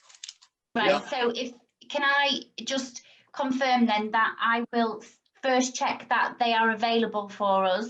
Yeah. And then if that is the case, I'm okay to go ahead and appoint. Yes? Yeah. Don't have a problem with that at all. When would the audit be ideally done, Kyla? Is it January or? Well, I'm not, I've got to get a few things in order first. So ideally the end of January would be great, but it might be into February. Yeah, excellent. Okay. Good. I think the closing date for the external auditors to see the internal audit is June, isn't it? Yeah, that's after the year end. Yeah, the year end, right, good. Okay, to approve funding and payment of the clerks membership to the Society of Local Council Clerks. This is fairly essential, I think, given what has happened to us over the last few years. And you'll feel a lot more confident and up to speed, I'm sure, Kyla, with that backup. So just to explain very quickly, LALC is where I would go to get advice on anything for the council. But the SLCC is where I would go get advice for how I conduct my procedures, how, you know, if I was struggling with a VAT claim or something, you know, that they would help me with what I have to do. It is, you know, recommended that a council does pay for that membership for their clerk. It's about £160 for the year. Yep. I mean, certainly, I believe previous clerk was a member. Well, it has been in the budget for the last however long.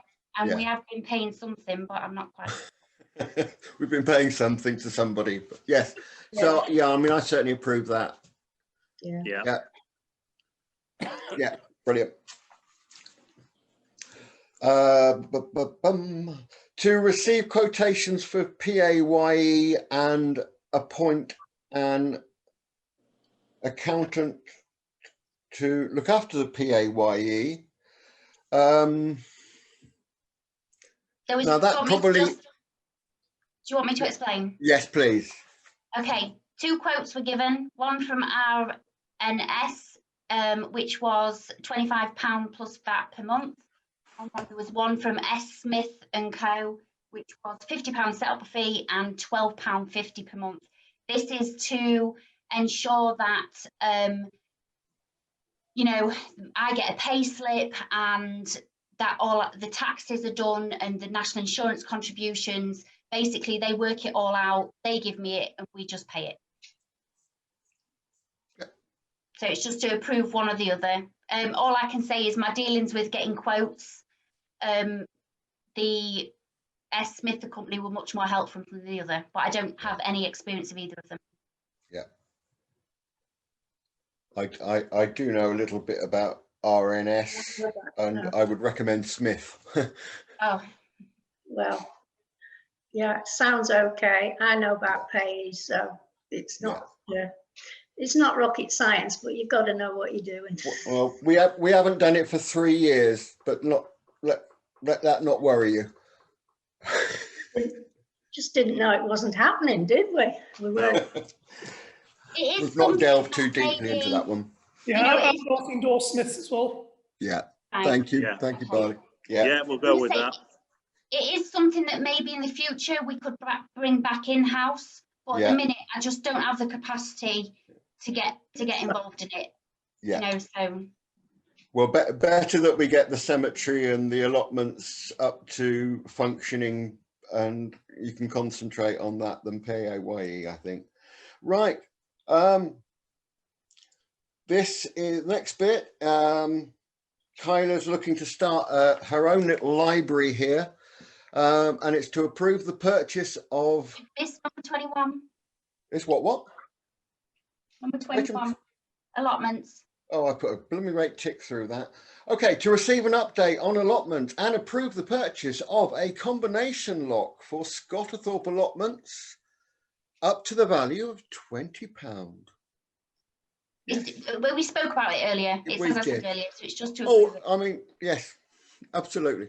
But I would say, why just Scotterthorpe? Does the cemetery one? I'm always curious. There's cemetery gates. Are they locked and unlocked by anybody? They used to be, but I don't know what's happening now. Right.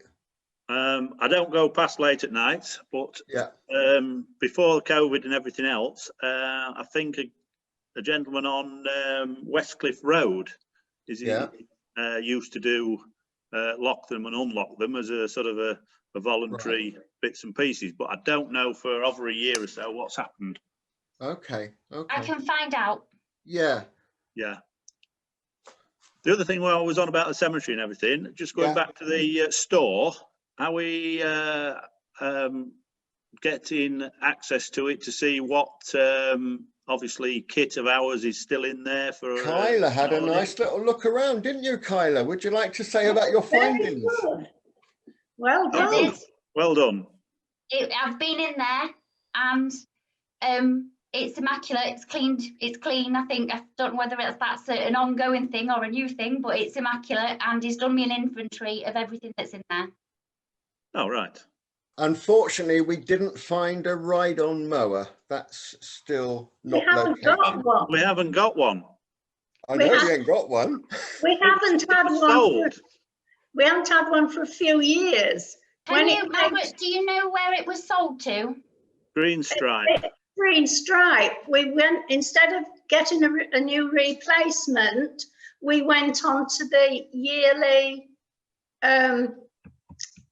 what do you call it, lease hire. But what are we lease hiring? We don't have one.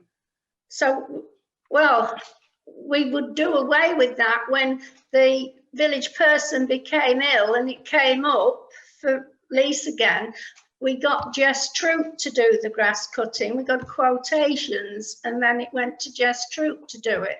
And it wasn't much more, I don't think, than lease hire of having the village person going around all the time.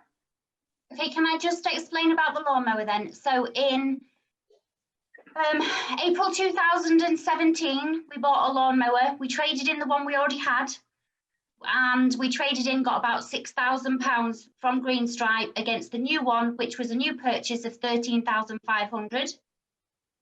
In August of 2018, the logbook for that lawnmower that we owned, that we bought at 13,500, was changed. I can see it by the registration number, but we have no income anywhere showing that we sold a £13,500 lawnmower. So whose name's on the logbook?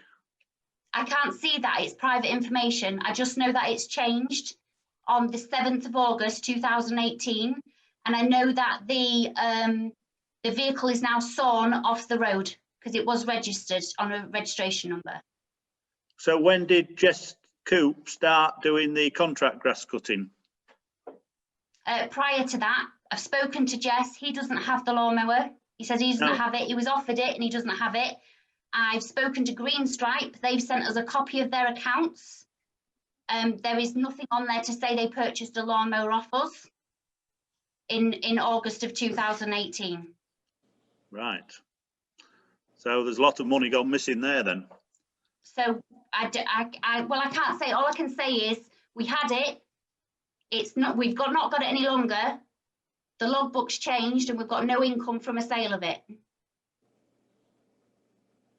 So could we get in touch with DVLA to find out where or who has the new logbook and name of? I don't know. I don't know if they will release that information. I'm not sure.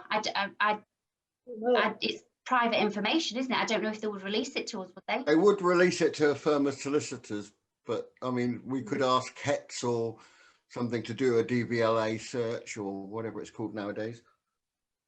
But I'll have a look through my pile of minutes, see if there's anything in there for August, September of that year.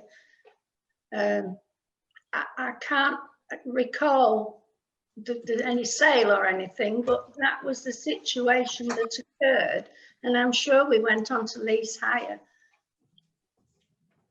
And I would have thought it was a little bit further back than 2017, 2018, but no, the one that we had was in April of 2017. It's in the we've got transactions showing that we bought it. In April 2018, we bought one. He's waving at me. Is it Brian? Hang on a minute, Brian. I need to unmute you.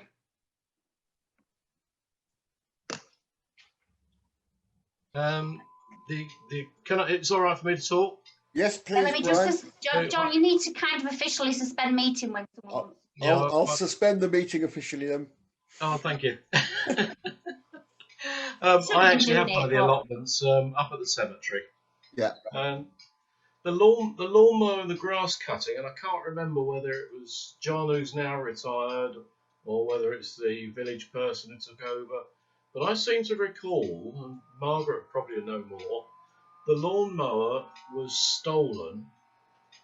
After the lawnmower, this is probably the first one, after that was originally stolen, they then started locking the cemetery gates. They also reinforced the front of the shed down there. Yeah, because I said that, didn't I? On the doors and iron. So that's when we had new gates and reinforcements at the shed. Yeah. The lawnmower. Yeah, you're ringing a few bells there. Yeah, it's probably right that. Yeah, there was a new lawnmower bought, and that was installed in it's a concrete garage. Yeah. Now I was told that lawnmower had got stolen, and I forget who it was who said it to me, but the lawnmower got stolen, and they decided that they were going to have the lawns now cut by an agency or by somebody else because the cost of doing it was as much as buying a new lawnmower. Now, if that lawnmower has been stolen, there should be a police report, I would have thought. And if it hasn't been stolen, then there should be a sale of somebody selling it. That's all I wanted to say. Yeah, Oh, yeah, the police thank be you. able to tell us. They Yeah. should have something on record. Yeah. Because with our farmyards, we've got rooms of them. If it hasn't been stolen, there should be a receipt for it somewhere for the payment. Just to go back to Scotterthorpe, I used to have an allotment at Scotterthorpe. Now, locks and things have changed, but the previous councils had put the digital number locks. Combination lock. They lasted about 3 months, so you had to buy another one and another one and another one. The chain and the padlock was always the way to go. Problem is you have to buy keys for every allotment holder. And the only way around that is to say is to change your allotment agreement and say part of the agreement is you have to buy a key and we want the key back from you if you leave. I just put a big key on it. But I, being a mechanical engineer, I doubt whether that lock will last 3 months, in which case your £20 is going to be price. It doesn't sound a very good lock to me, knowing what we've got on some of the ones John used to buy were good locks. It's just there's so many people go in and out during the course of a weekend. It tends to get opened, but even during the week, you'll get that opened and closed possibly 4 or 5 times a day. How many allotment holders? That's a decision you guys have got to make. But if I can add my little 4 pence towards it. But the lawnmower, certainly, after that garage was reinforced, there was a new lawnmower put in there, and I was under the impression that it had been stolen, and that's why we went on to somebody else cutting the grass. You may be right, because I remember the gates and the reinforcement. Just going back to the lawnmower, obviously if it was registered for use on the road, it'd have to be insured. It was insured. We had insurance for it. So if it got stolen, we could claim for it on the insurance. Well, how do we know it got stolen? Well, I'm just saying we're trying to look into where it's gone. It's there no record on the insurance. If it was insured, have you got the details? The insurance company will tell you about it.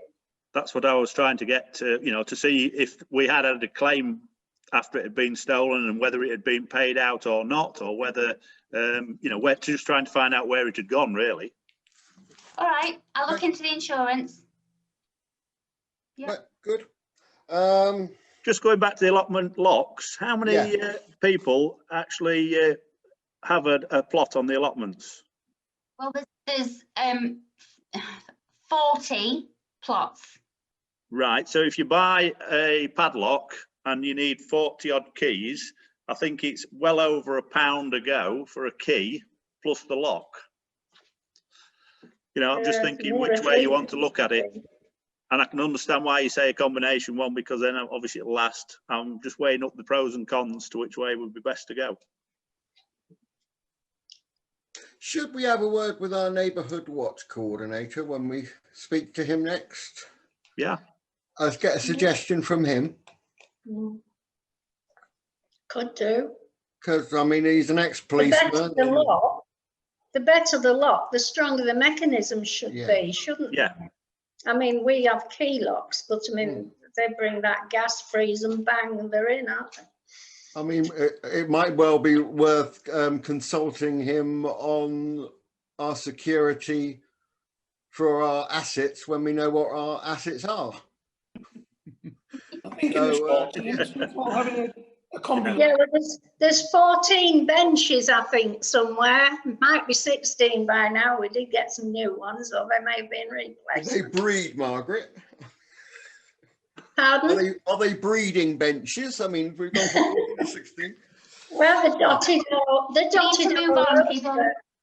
Yeah, so there we go. We can now do. I'm not quite sure what I'm doing now. What was this? No, you don't know what you're doing. Okay, we're going to consult with Nigel, who we are due to speak to anyway. before Christmas, hopefully, and just ask for his advice from his experience in Neighbourhood Watch and in before we go ahead with the £20 purchase. Will do. Yeah. Yeah, I would think you need a more expensive lock that would. This is why I was saying, if you work out to what, if you're getting 40 keys cut plus a good padlock, you know, you're looking at 60 to 80 pound there. Do you pay 40 or 50 pound for a combination one? Yeah, I mean, some of ours have been £200. Right, I don't know. I was just looking at it in the roundabout way of which way would be best for us to go. But you need to go to the lock at the next meeting then, once we've spoken to the Neighbourhood Watch and got their recommendations. If his recommendation is as per this item on the agenda, I think we can take it that we go ahead and do that. But if it's much more substantial, I think we need to we'll come back. Yeah. Okay. Okay. Right. Now we're gonna go back to the purchase of Arnold Baker on Local Council Administration book. It's possibly a bestseller amongst a very small minority of people. It's a book that is essential for our clerk because it covers so much of what she can and cannot do. Would you like to say a bit more, Kyla? So it's the book that's recommended that every council should have, because it outlines all the law and legislation and the governance of how a council should be run. It also has got, you know, it's there as a reference for how you go about certain procedures. It's not light reading, believe me. It's you know, hefty weight, but you know, generally, however, what you know, like we talked about the S137 earlier, you know, that'd be the book that I would go to say, right, can we spend this money on this? I'd have to, the law would be in there for me to find. Yeah. It's about £150. There's a new edition coming out in December. But once you've bought it, that's it, you've bought it. Yeah. I certainly think that's a purchase for money well spent. Paul? Yeah, I think so. If we had to take any legal advice anywhere else to find out things, it would cost us more. Yeah. Barney, you happy with that purchase? My only question would be, is there an online version so then we get it constantly? No, there isn't. I've already looked. Yep, go for the paper. Yep. Okay. Next item, agenda for next meeting to take any items from members of the council that they would like to include on next month's minutes. I mean, we've already added quite a few items or deferred a few items to that. One item that I think we need to add is a decision on that footpath from the Parsons Field into towards the Mugger. I don't know whether you had a chance to look at it, Paul. The top one that comes down the sort of makeshift stair stepway. Yeah. So what are you proposing there, John? I think we need to get some quotes there for making it safe, perhaps putting a gate at the bottom of it, just to prevent people falling down it, basically. I mean, years gone by, it was never a footpath. It was only, I think, that the kids pushed the way through and broke the fence down, and it was a bit of a run through for them. It never was a proper sort of access or footpath. Yeah. At some point, somebody's put we'll put that on the agenda for next time, yeah? So we'll put that on the agenda if we would, that footpath. Yeah. So we can make a decision. It might need you to get some quotes, Kyla, before the meeting, if you would. Yeah, you just let me know what you need me to get. Yeah, brilliant. Anybody got anything else they'd like to put on the agenda? Margaret, I'll start with you. You're on my left. No. Well, maybe we could ask LCC to tidy up the footpath here along the bank bottom at Susworth. It's a bit of a mess. The topping's all coming off where large vehicles have had to pull onto it. It's pushed sideways. It could be a trip hazard. Do we want to put that on the meeting, or do you want to maybe You get just want Kylie to email me respond? that information, Yeah. Margaret, and I'll log it with LCC. If you just as a highways complaint, okay? Yeah. Paul, anything you'd like to add?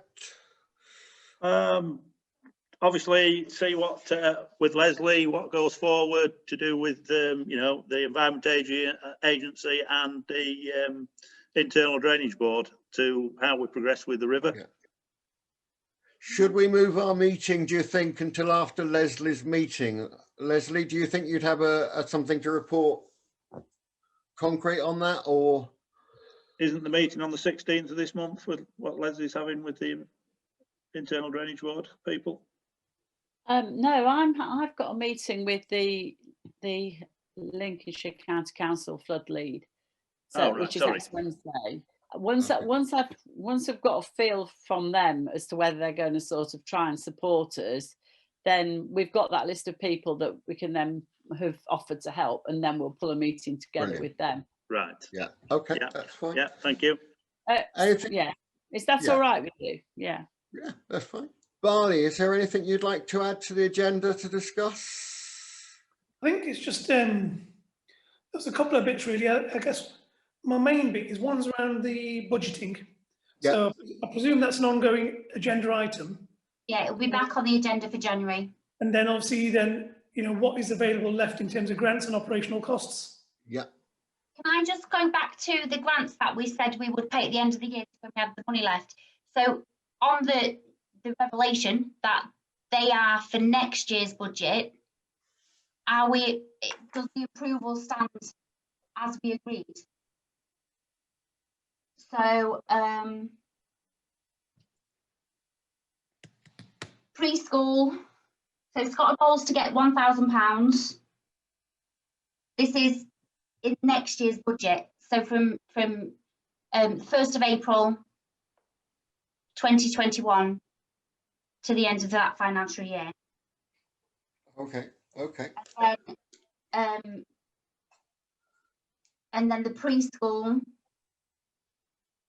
it was agreed that they would be given the money at the end of this financial year, which now doesn't count, does it? Because it's the next year. So do you still want to agree that? Or do we want to pay them when we get the precept, which is? Well, this is for. But after reading what Rachel put on the website, I kind of understand now that this is to get ideas of what people are applying for from next year's precept. This is kind of like the budget process for granting for next year. So. What was your question, Kyle? I can't remember now. So it was agreed that the preschool would get the grants, but not till the end of this financial year. But it's actually supposed to be taken into consideration in the next financial year. So we could technically pay them at the beginning of the next financial year. That's what's supposed to happen, yeah. So we're looking at these grants now and taking the figures into account when we're asking for our precept. So when we finalise our budget next month, these grants that you've either agreed or not agreed today will need to be taken into account in our precept. Yeah. I think we pay them as soon as we receive the precept, and then there's no problems like we've had this year. Yeah, I'm just saying that on the condition that Ali said about giving it at the end, see how much money's left at the end of the financial year. That's like a moot point now. Yes, it is. Yeah. So we're still all right to approve the grant for the preschool. Yep, I think so. Do you agree, Barley? Yeah. Yes. Yeah.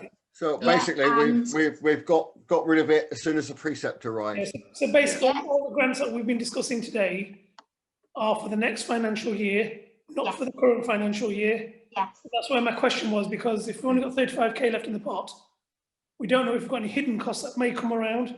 Maybe this financial year, we've got operational costs, and so if you're promising out, I don't know, £17,000, £16,000, we might shoot ourselves in the foot. You know? So these amounts will go into our grants section for next year's budget. Yep. That's fine. Okay. So we've got, just to clarify, then we've got £1,000 for the Bowls Club, we've got £575, £570 preschool, £1,000 for the community centre, and then the playing fields and the park renovations is ongoing. Yeah, subject to meeting Richard. Yeah, to be decided upon. Yeah. Have a meeting. Brilliant, that's fine. I just need to clarify. Kyla, have you got all the bank statements for 2017-18 into 19? No. No. Oh, because I was just thinking about that lawnmower. If there'd been an insurance payout, it should show up on there, shouldn't it? Well, the accounts are done. The accounts are reconciled, and there's no payment received for it. It should have been claimed for.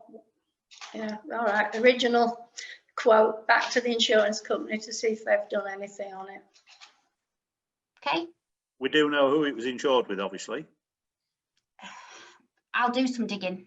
I know all I can tell you is I know we pay. I know there's an amount gone out of the accounts equating to lawnmower insurance. My only concern is that this vehicle had its logbook changed and is sawn off the road. So I don't know. I don't know if that would equate to it being stolen. I don't know. But I'll do some more digging. I'll find out the insurance. Okay, thank you. If I can. Right. Next, in view